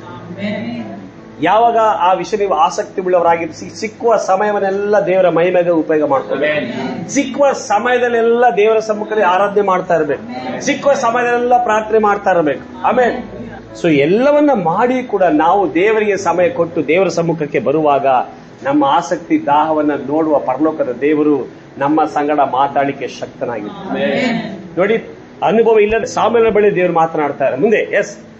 ಅವನು ದೈವೋತ್ತರಗಳನ್ನು ಹೊಂದಿರಲಿಲ್ಲ. ಯೆಹೋವನು ಸಮುವೇಲನನ್ನು ಮೂರನೆಯ ಸಾರಿ ಕರೆದನು. ಅವನು ತಟ್ಟನೆ ಏಲಿಯ ಹತ್ತಿರ ಹೋಗಿ, ಇಗೋ ಬಂದಿದ್ದೇನೆ, ನನ್ನನ್ನು ಕರೆದಿಯಲ್ಲ ಅನ್ನಲು, ಹುಡುಗನನ್ನು ಕರೆದವನು ಯೆಹೋವನೇ ಎಂದು ಏಲಿಯು ತಿಳಿದು ಅವನಿಗೆ, ಹೋಗಿ ಮಲಗಿಕೋ, ತಿರುಗಿ ಶಬ್ದವಾದರೆ ಯೆಹೋವನೇ ಅಪ್ಪಣೆಯಾಗಲಿ, ನಿನ್ನ ದಾಸನು ಕಾದಿದ್ದಾನೆ ಎಂದು ಹೇಳು ಅಂದನು. ನೋಡಿ, 3 ಸರಿ ದೇವರು ಕರೆದು ಕೂಡ ಅವನಿಗೆ ದೇವರ ಅನುಭವ ಇಲ್ಲಲ್ಲ. ಏಲಿ ಬಳಿಗೆ ಓಡೋಗಿದ್ದಾನೆ. ಶಿಷ್ಯ ಯಾರ ಬಳಿಗೆ ಓಡಿ ಹೋಗ್ತಾನೆ? ಏಲಿ ಬಳಿಗೆ ಓಡಿ ಹೋಗ್ತಾನೆ, ಗುರುವಿನ ಬಳಿಗೆ ಓಡಿ ಹೋಗ್ತಾನೆ. ಯಾಕೆ? ಯಾವುದೇ ಅನುಭವ ಇಲ್ಲ. Praise God. ಈಗ ದೇವರೇನ್ ಮಾಡ್ತಾರೆ? ಏಲಿ ಹೇಳ್ತಾನೆ, ಗುರು ನೋಡಪ್ಪ, ಇದು ನಾನೆಲ್ಲ ಕರೆದಿದ್ದು, ಇದು ಮತ್ತೆ ನಿನ್ನ ಕರೆಯಲ್ಪಟ್ಟರೆ ದೇವರೇ ನಿನ್ನ ಕರೀತಾರೆ. ಈಗ ಇದ್ದೇನೆ ಸ್ವಾಮಿ ಅಂತ ಹೇಳು. ಇವರು ಹೋಗಿ ಆರಾಮ ಮಲಗಿದ್ದಾನೆ. ಆಮೇಲೆ ಮತ್ತೆ ದೇವರು ಸಾಮುವೇಲನೇ ಕರೀತಾರೆ. ಆಮೇಲೆ ಮುಂದೆ ಸಮುವೇಲನು ತಿರುಗಿ ಹೋಗಿ ಸ್ಥಳದಲ್ಲಿ ಮಲಗಿಕೊಳ್ಳಲು ಯೆಹೋವನು ಪ್ರತ್ಯಕ್ಷನಾಗಿ ಮುಂಚಿನಂತೆ ಸಮುವೇಲನೇ ಸಮುವೇಲನೇ ಅಂದನು. ಸಮುವೇಲನು ಅಪ್ಪಣೆಯಾಗಲಿ, ನಿನ್ನ ದಾಸನು ಕಾದಿದ್ದಾನೆ. ನೋಡಿ, ಕಾದಿದ್ದೇನೆ ಸ್ವಾಮಿ, ನಿನ್ನ ದಾಸನನ್ನು ಕಾದಿದ್ದೇನೆ ಸ್ವಾಮಿ ಎಂದನು. ಯೆಹೋವನು ಸಮುವೇಲನಿಗೆ, ನಾನು ಇಸ್ರಾಯೇಲ್ಯರಲ್ಲಿ ಒಂದು ವಿಶೇಷ ಕಾರ್ಯವನ್ನು ನಡೆಸುವೆನು. ಅದರ ವಿಷಯ ಕೇಳುವವರ 2 ಕಿವಿಗಳು ಎನ್ನುವವು. ಏಲಿಯ ಮನೆಯನ್ನು ಕುರಿತು ತಿಳಿಸಿದ್ದೆಲ್ಲವನ್ನು ಆ ದಿನದಲ್ಲಿ ತಪ್ಪದೆ ನೆರವೇರಿಸುವೆನು. ತನ್ನ ಮಕ್ಕಳು ದೇವದೂಷಕರೆಂದು ಅವನಿಗೆ ತಿಳಿದು ಬಂದರು. ದೇವರು ತನ್ನ ಸಾಮುವೇಲನ ಗುರುವಾದ ಏಲಿಯ ವಿಷಯವನ್ನ ಶಿಷ್ಯನ ಬಳಿ ಮಾತನಾಡ್ತಾ ಇದ್ದಾರೆ. ಎಲ್ಲ ಇದ್ದೀರಾ? ಸಾಮುವೇಲನ ಬಳಿಯಲ್ಲಿ ಯಾರ ವಿಷಯ ಮಾತನಾಡ್ತಾ ಇರೋದು? ಸಾಮುವೇಲನ ಗುರು ಏಲಿ. ಅವನ ವಿಷಯವನ್ನ, ಅವನ ಕುಟುಂಬದ ವಿಷಯವನ್ನ ದೇವರು ಆ ಬಾಲಕರಾದ ಸಾಮುವೇಲನ ಬಳಿಯಲ್ಲಿ ಮಾತನಾಡ್ತಾರೆ. ಏನ್ ಹೇಳ್ತಾರೆ? ಏಲಿ ತನ್ನ ಮಕ್ಕಳು ದೇವದೂಷಕರೆಂದು ಅವನಿಗೆ ತಿಳಿದು ಬಂದರು, ಅವನು ಅವರನ್ನು ಗದರಿಸಲಿಲ್ಲ. ಅವರವನನ್ನು ನೋಡಿ, ತಂದೆಗೆ ಮಕ್ಕಳು ಸರಿಯಿಲ್ಲ ಅಂತ ಗೊತ್ತುಂಟು, ಆದ್ರೆ ಅವನೇನ್ ಮಾಡಲಿಲ್ಲಂತೆ? ಗದರಿಸಲಿಲ್ಲ. ಅವನು ಗದರಿಸದೆ ಹೋದ ನಿಮಿತ್ತವಾಗಿ ಮಕ್ಕಳು ನಾಶ ಆಗಬೇಕಾಗಿತ್ತು. ದಾರಿ ತಪ್ಪು ಬಿಟ್ಟು ಇವತ್ತು ಆತ್ಮಿಕ ಮಂಡಳಿ ಸಭಾಪಾಲಕ ಅಂತ ನಾನು ಕೂಡ ನಿಮ್ಮ ತಪ್ಪುಗಳಲ್ಲಿ ಹೇಳಿ ಗದರಿಸಬೇಕು, ನಿಮಗೆ ಎಚ್ಚರಿಸಬೇಕು. ಇವತ್ತು ಅನೇಕರಿಗೆ ನೀವು ತಪ್ಪು ಮಾಡ್ತೇನೆ ಅಂತ ಹೇಳಿದ್ರೆ ಕೋಪ ಬರ್ತದೆ. ಅನೇಕರಿಗೆ ನೀವು ನಡ್ಕೊಂತ ಮಾರ್ಗ ಸರಿ ಅಂತ ಹೇಳಿ ಕೋಪ ಬರ್ತದೆ. ಆದರೆ ಒಂದಿನ ದೇವರು ನನ್ನನ್ನು ಕೂಡ ಲೆಕ್ಕ ಕೇಳುವರಾಗಿರ್ತಾರೆ. ಅದಕ್ಕೋಸ್ಕರ ಆದ್ರೂ ನಾನೇನ್ ಮಾಡಬೇಕು? ಆತ್ಮಿಕ ಸಭೆಯಲ್ಲಿ ಆತ್ಮಿಕ ಮಕ್ಕಳನ್ನ ನಾನು ಎಚ್ಚರಿಸಬೇಕು. ಎಚ್ಚರಿಸ್ತೇನೋ ಬಿಡ್ತೀನೋ, ಪವಿತ್ರಾತ್ಮ ವಾಕ್ಯದ ಮುಖಾಂತರ ಮಾತನಾಡ್ತಾರೆ. ನಿಮ್ಮನ್ನು ನೀವು ತಿದ್ದುಕೋಬೇಕು. ನಾನು ಎಚ್ಚರಿಸ್ತೇ ಹೋದ್ರೂ ಕೂಡ ನಿಮ್ಮ ನೀವೇನ್ ಮಾಡಬೇಕು? ತಿದ್ದುಕೋಬೇಕು. ತಿದ್ದುಕೊಳ್ಳದೆ ಹೋದ್ರೆ ದೇವರು ಮಾಡ್ತಾರೆ, ನನಗೂ ಪನಿಷ್ಮೆಂಟ್, ನಿಮಗೂ ಪನಿಷ್ಮೆಂಟ್. ಆದರೆ ತಿದ್ದುಕೊಳ್ಳೋದಾದ್ರೆ ದೇವರು ನಿಮ್ಮನ್ನು ಆಶೀರ್ವಾದ ಮಾಡಿ ಉನ್ನತಿಗೆ ದೇವರು ನಡೆಸ್ತಾರೆ. ಆಮೇಲೆ ನೋಡಿ, ಹೇಳ್ತಾರೆ, ಅವನಿಗೆ ತಿಳಿದು ಬಂದರೂ ಅವನು ಗದರಿಸಲಿಲ್ಲ. ಈ ಪಾಪದ ನಿಮಿತ್ತವಾಗಿ ಅವನ ಮನೆಯನ್ನು ನಿತ್ಯ ದಂಡನೆಗೆ ಗುರಿ ಮಾಡಿದ್ದೇನೆಂದು ಅವನಿಗೆ ಮೊದಲೇ ತಿಳಿಸಿದೇನು. ನೋಡಿ, ದೇವರು ಮೊದಲೊಂದ್ಸಲ ಹೇಳಿದ್ದಾರೆ, ಆದ್ರೆ ಅವನೇನು ಮಾಡ್ತಲ್ಲ. ಏಲಿಯ ಮನೆಯವರ ಅಪರಾಧಕ್ಕೆ ಯಜ್ಞ ನೈವೇದ್ಯಗಳಿಂದಲೂ ಎಂದಿಗೂ ಪ್ರಾಯಶ್ಚಿತ್ತವಾಗುವುದಿಲ್ಲವೆಂಬುದಾಗಿ ಆಣೆ ಇಟ್ಟಿದ್ದೇನೆ ಎಂದು ಹೇಳಿದನು. ಹಲ್ಲೆಲೂಯಾ. ನೋಡಿ, ಏಲಿಯ ವಿಷಯದಲ್ಲಿ, ಇಸ್ರಾಯೇಲ್ ವಿಷಯದಲ್ಲಿ ದೇವರು ಬಾಲಕರಾದ ಸಾಮುವೇಲನ ಬಳಿಯಲ್ಲಿ ಮಾತನಾಡ್ತಾ ಇದ್ದಾರೆ. ಸಾಮುವೇಲ ಹೋಗಿ ನೇರವಾಗಿ ಹೇಳಲಿಕ್ಕೆ ಅವನು ಸಂಕೋಚ ಪಡ್ತಾನೆ. ಅದು ಏರಿ ಹೇಳ್ತಾನೆ, ನೀನ್ ದೇವರ ಸಂಗಡ ಏನ್ ಮಾತಾಡೋದು ಹೇಳಲೇಬೇಕು, ಎಲ್ಲವನ್ನು ಹೇಳಿ. ಅಲ್ಲಿ ಮುಂದೆ ನೀವು 15-16 ವಾಕ್ಯ ಓದೋಣ. ಅನಂತರ ಸಾಮುವೇಲನು ಮಲಗಿ ಒತ್ತಾರೆಯಲ್ಲಿದ್ದು ಯೆಹೋವನ ಮಂದಿರದ ಕದಗಳನ್ನು ತೆರೆದನು. ಅವನು ತಾನು ಕಂಡದ್ದನ್ನು ಏಲಿಗೆ ತಿಳಿಸುವುದಕ್ಕೆ ಭಯಪಟ್ಟನು. ನೋಡಿ, ಸಾಮುವೇಲ ಏನ್ ಮಾಡ್ತಾನೆ? ಗುರುವಿಗೆ ಹೇಳಲಿಕ್ಕೆ ಭಯಪಡ್ತಾನೆ, ಸಂಕೋಚ ಪಡ್ತಾನೆ.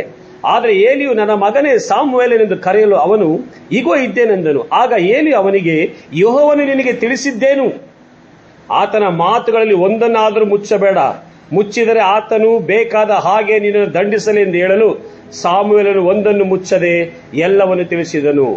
ಏಲಿ ಅದನ್ನು ಕೇಳಿ ಆತನು, ಯೆಹೋವನು ತನಗೆ ಸರಿ ಕಾಣುವುದನ್ನ ಮಾಡಲಿ ಅಂದನು. ಹಲ್ಲೆಲೂಯಾ. ದೇವರು ಏನನ್ನ ಬಾಲಕದ ಸಾಮುವೇಲನ ಬಳಿಯಲ್ಲಿ ಹೇಳ್ತಾರೋ ಅದು ಹೇಳಲಿಕ್ಕೆ ಅವನು ಭಯಪಟ್ಟಾಗ ಅವನೇ ಏನು ಹೇಳ್ತಾನೆ? ಇಲ್ಲ, ದಯವಿಟ್ಟು ನೀನು ಹೇಳ್ಬೇಕಂತ ಹೇಳಿದಾಗ ಅವನು ಎಲ್ಲವನ್ನ ಹೇಳ್ತಾನೆ. ಆಗ ಅವನೇನು ಹೇಳ್ತಾನೆ?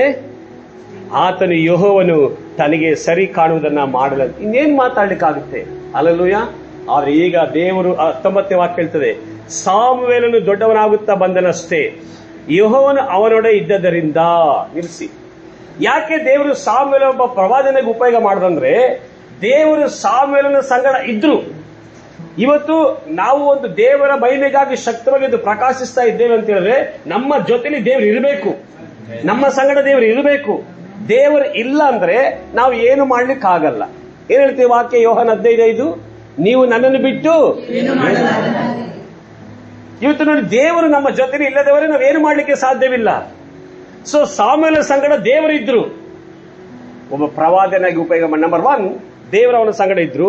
ನಂಬರ್ 2, ಅವನ ಪ್ರವಾದನೆಗಳಲ್ಲಿ ಒಂದು ಬಿದ್ದು ಹೋಗ್ಲಿಲ್ಲ. ನೋಡಿ, ಅವನ ಪ್ರವಾದನೆಗಳಲ್ಲಿ ದೇವರ ಅವನ ಜೊತೆ ಇದ್ದ ನಿಮಿತ್ತವಾಗಿ ಪ್ರವಾದನೆಗಳು ಒಂದು ಬಿದ್ದು ಹೋಗ್ಲಿಲ್ಲ. ಹಲ್ಲೆಲೂಯ. ಯೆಹೋವನು ಅವನನ್ನು ತನ್ನ ಪ್ರವಾದನಾಗಿ ನೇಮಿಸಿಕೊಂಡದ್ದು ದಾನ್ ಊರಿಂದ ಬೆರ್ಷೆಬದವರೆಗಿದ್ದ ಎಲ್ಲಾ ಇಸ್ರಾಯೇಲಿಗೆ ಗೊತ್ತಾಯ್ತು. ನೋಡಿ, ದೇವರೇ ಅವನನ್ನು ನೇಮಿಸಿಕೊಂಡಿದ್ದಾರೆ. ದೇವರ ಅವನನ್ನ ಒಂದು ಅವನ ಸಂಗಡ ಇದ್ದಾರೆ. ಏನೇನು ದೇವರ ಅವನನ್ನ ಪ್ರವಾದನೆಯಾಗಿ ನೇಮಿಸಿಕೊಂಡಿದ್ದಾರೆ. ಮೂರನೇದು ನೋಡಿ, ಇಡೀ ಊರು ಯಾವುದು? ದಾನ್ ಊರಿಂದ ಬೆರ್ಷೆಬದವರೆಗಿದ್ದ ಎಲ್ಲಾ ಇಸ್ರಾಯೇಲಿಗೆ ಗೊತ್ತಾಯ್ತು. ಎಲ್ಲ ಕಡೆ ಹರಡ್ಬಿಟ್ಟಿದೆ. ಸಾಮುವೇಲ ದೇವರು ಆರಿಸಿಕೊಂಡಿದ್ದಾರೆ ಒಬ್ಬ ಪ್ರವಾದನೆಯಾಗಿ ಸಾಮುವೇಲ ಮೂಲಕ ದೇವರು ಮಾತನಾಡ್ತಾ ಇದ್ದಾರೆ.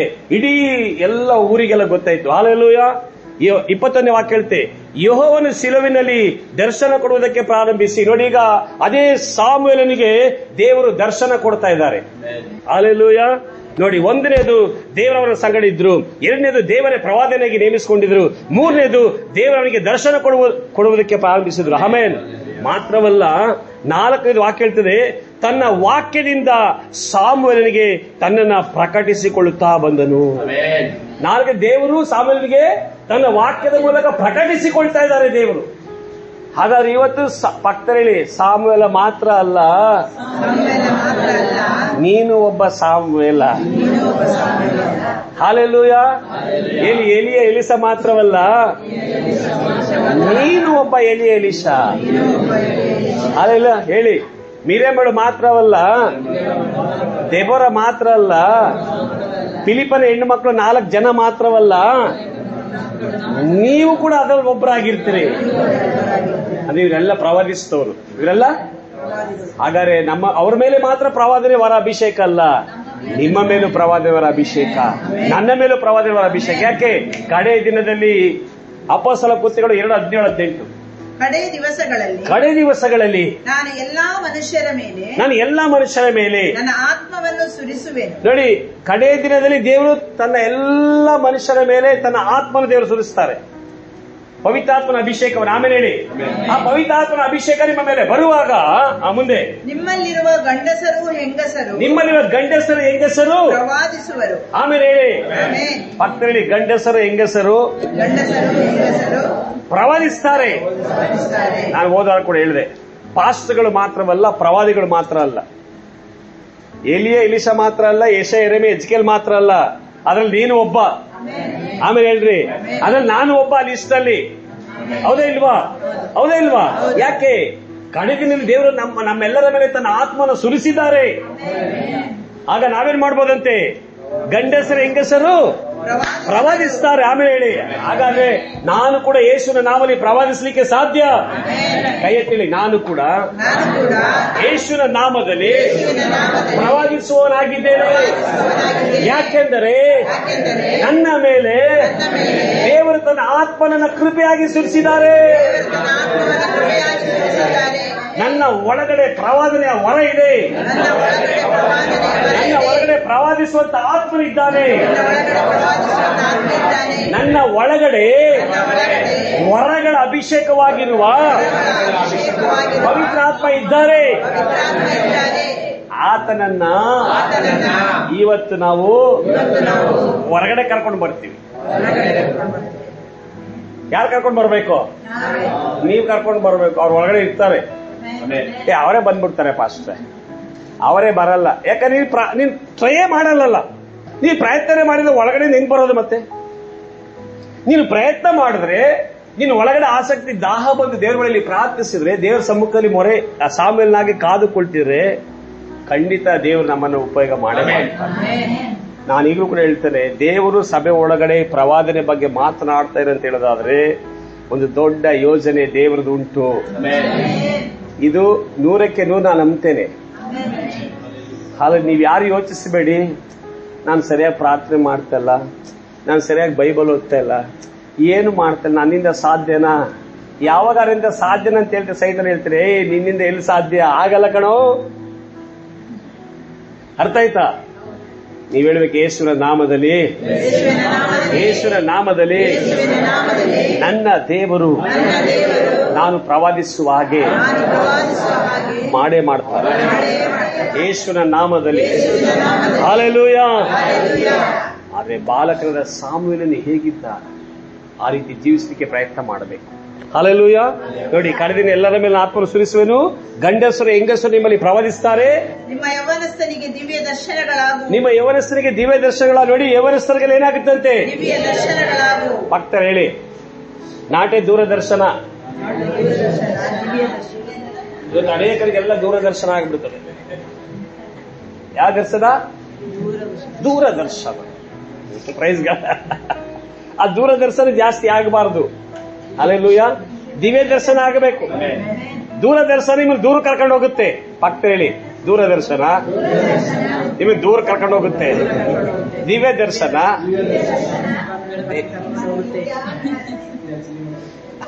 ಹಲ್ಲೆಲೂಯ. ಪಕ್ಕ ಹೇಳಿ, ದೂರದರ್ಶನದಲ್ಲಿದ್ರೆ ಹತ್ರ ದರ್ಶನಕ್ಕೆ ಬಂದ್ಬಿಡಿ. ಆಮೇಲೆ ದೂರದರ್ಶನ ಯಾವ್ಯಾವುದು? ಆತ್ಮಿಕ ಸಂಬಂಧವನ್ನು ಬಿಟ್ಟು ಲೌಕಿಕವಾದ ಸಂಗತಿಗಳೆಲ್ಲ ದೂರದರ್ಶನವೇ. ಕೆಲವರು ನೋಡಿ, ಸ್ಪಿರಿಚುವಲ್ ಚಾನೆಲ್ ಆನೆ ಮಾಡಲ್ಲ. ಟಿವಿನಲ್ಲಿ ಸ್ಪಿರಿಚುವಲ್ ಚಾನೆಲ್ ಆನೆ ಆಗಲ್ಲ, ಎಲ್ಲ ಲೌಕಿಕವಾದ ಚಾನೆಲ್ ಹಾಕೊಂಡು ಹೊಡಿತಾ ಕುಂತಿರ್ತಾರೆ. ಆ ಸೀರಿಯಲ್ ನೋಡು, ಈ ಸೀರಿಯಲ್ ನೋಡು, ಅದು ನೋಡಿ ನೋಡು. ಇಲ್ಲ, ದೇವರ ಮಕ್ಕಳು ಯಾವ ಸೀರಿಯಲ್ಗಳಾಗಲಿ, ಯಾವ ಡ್ರಾಮಾ ಆಗಲಿ, ಯಾವ ನಾಟಕ ಆಗಲಿ, ಯಾವ ಫಿಲಿಂ ಸಾಂಗ್ಗಳಾಗಲಿ ಕೇಳಲಿಕ್ಕೆ ಹೋಗಬಾರ್ದು ನೀವು. ಅದನ್ನ ನೋಡ್ಲಿಕ್ಕೆ ಹೋಗಬಾರ್ದು ನೀವು. ಯಾಕೆ? ದುಸ್ಸಹವಾಸ ಸದಾಚಾರ ಕೆಡಿಸಿಬಿಡ್ತದೆ. ಸಹವಾಸ, ನೀವಾದ ಸಹವಾಸ ಮಾಡಿದ್ರೆ ನಿಮ್ಮ ಸದಾಚಾರವನ್ನೇ ಕೆಡಿಸುತ್ತದು. ನಾನು ಹೇಳ್ತೇನೆ, ನೀವು ಯಾವುದರ ಜೊತೆಗೆ ಹೆಚ್ಚಾಗಿದ್ದೀರೋ ಅದು ನಿಮ್ಮ ಒಳಗಡೆಯಿಂದ ಪ್ರಕಟ ಆಗ್ತದೆ. ಅರ್ಥ ಮಾಡ್ಕೊಳ್ಬೇಕು. ನೀವು ಯಾವುದನ್ನು ಹೆಚ್ಚು ನೋಡ್ತಾ ಇದ್ದೀರೋ, ಯಾರ ಜೊತೆ ಹೆಚ್ಚು ಇದ್ದೀರೋ, ಯಾವುದನ್ನು ಹೆಚ್ಚು ಆಸೆಯಿಂದ ಮಾಡ್ತಾ ಇದ್ದೀರೋ ಅದೇ ನಿಮ್ಮ ಒಳಗಡೆಯಿಂದ ಬರ್ತಾ ಇರ್ತದೆ. ಅರ್ಥ ಆಗ್ತದ? ಹಾಗಾದ್ರೆ ನಾವೇನ್ ಮಾಡ್ಬೇಕು? ನಮಗೆ ಹೆಚ್ಚು ಪರಲೋಕದ ದರ್ಶನ ಆಗಬೇಕು. ನಾವು ಹೆಚ್ಚು ದೇವರ ಜೊತೆಗಿರಬೇಕು. ನಾವೆಚ್ಚು ಆತ್ಮಿಕ ಮಂಡಲದಲ್ಲಿರಬೇಕು. ನಾವೆಚ್ಚು ಆರಾಧನೆ ಮಾಡಬೇಕು. ನಾವೆಚ್ಚು ಪ್ರಾರ್ಥಿಸಬೇಕು. ನಾವೆಚ್ಚು ಬೈಬಲ್ ಓದಬೇಕು. ನಾವೆಚ್ಚು ಆತ್ಮಿಕ ಕಾರ್ಯಗಳ ವಿಷಯದಲ್ಲಿ ಮಾತಾಡಬೇಕು. ಆಮೇಲೆ ಹೇಳ್ರಿ, ನೀವು ಸ್ವಲ್ಪ ಟ್ರ್ಯಾಕ್ ಬಿಟ್ಟು ಬೇರೆ ಕಡೆ ಹೋದ್ರೆ ಅದೇ ಬೆಳಿಗ್ಗೆ ಸಂಜೆ ಅದೇ ನಿಮ್ಮಲ್ಲಿ ಬೇರೆಯವರಿಗೆ ಇಂಪಾರ್ಟೇಷನ್ ಆಗ್ತಾ ಇರ್ತದೆ. Hallelujah, hallelujah. ಸೊ ವಾಕ್ಯ ಹೇಳ್ತಾರೆ ಮುಂದೆ. ನಿಮ್ಮ ಹಿರಿಯರಿಗೆ ಕನಸುಗಳು ಬೀಳುವು. ನಿಮ್ಮ ಹಿರಿಯರಿಗೆ ಕನಸುಗಳು ಬೀಳುತ್ತೆ. ಇದಲ್ಲದೆ ಆ ದಿನಗಳಲ್ಲಿ ನನ್ನ ದಾಸ ದಾಸಿಯರ ಮೇಲೆಯೂ ನನ್ನ ಆತ್ಮವನ್ನು ಸುರಿಸುವೆನು. ಅವರು ಪ್ರವಾದಿಸ್ತಾರೆ. ದಾಸರ ಮೇಲೆ ನನ್ನ ಆತ್ಮವನ್ನು ಸುರಿಸ್ತೇನೆ, ಅವರು ಪ್ರವಾದಿಸ್ತಾರೆ. ದಾಸಿಯರು ಅದರ್ಥ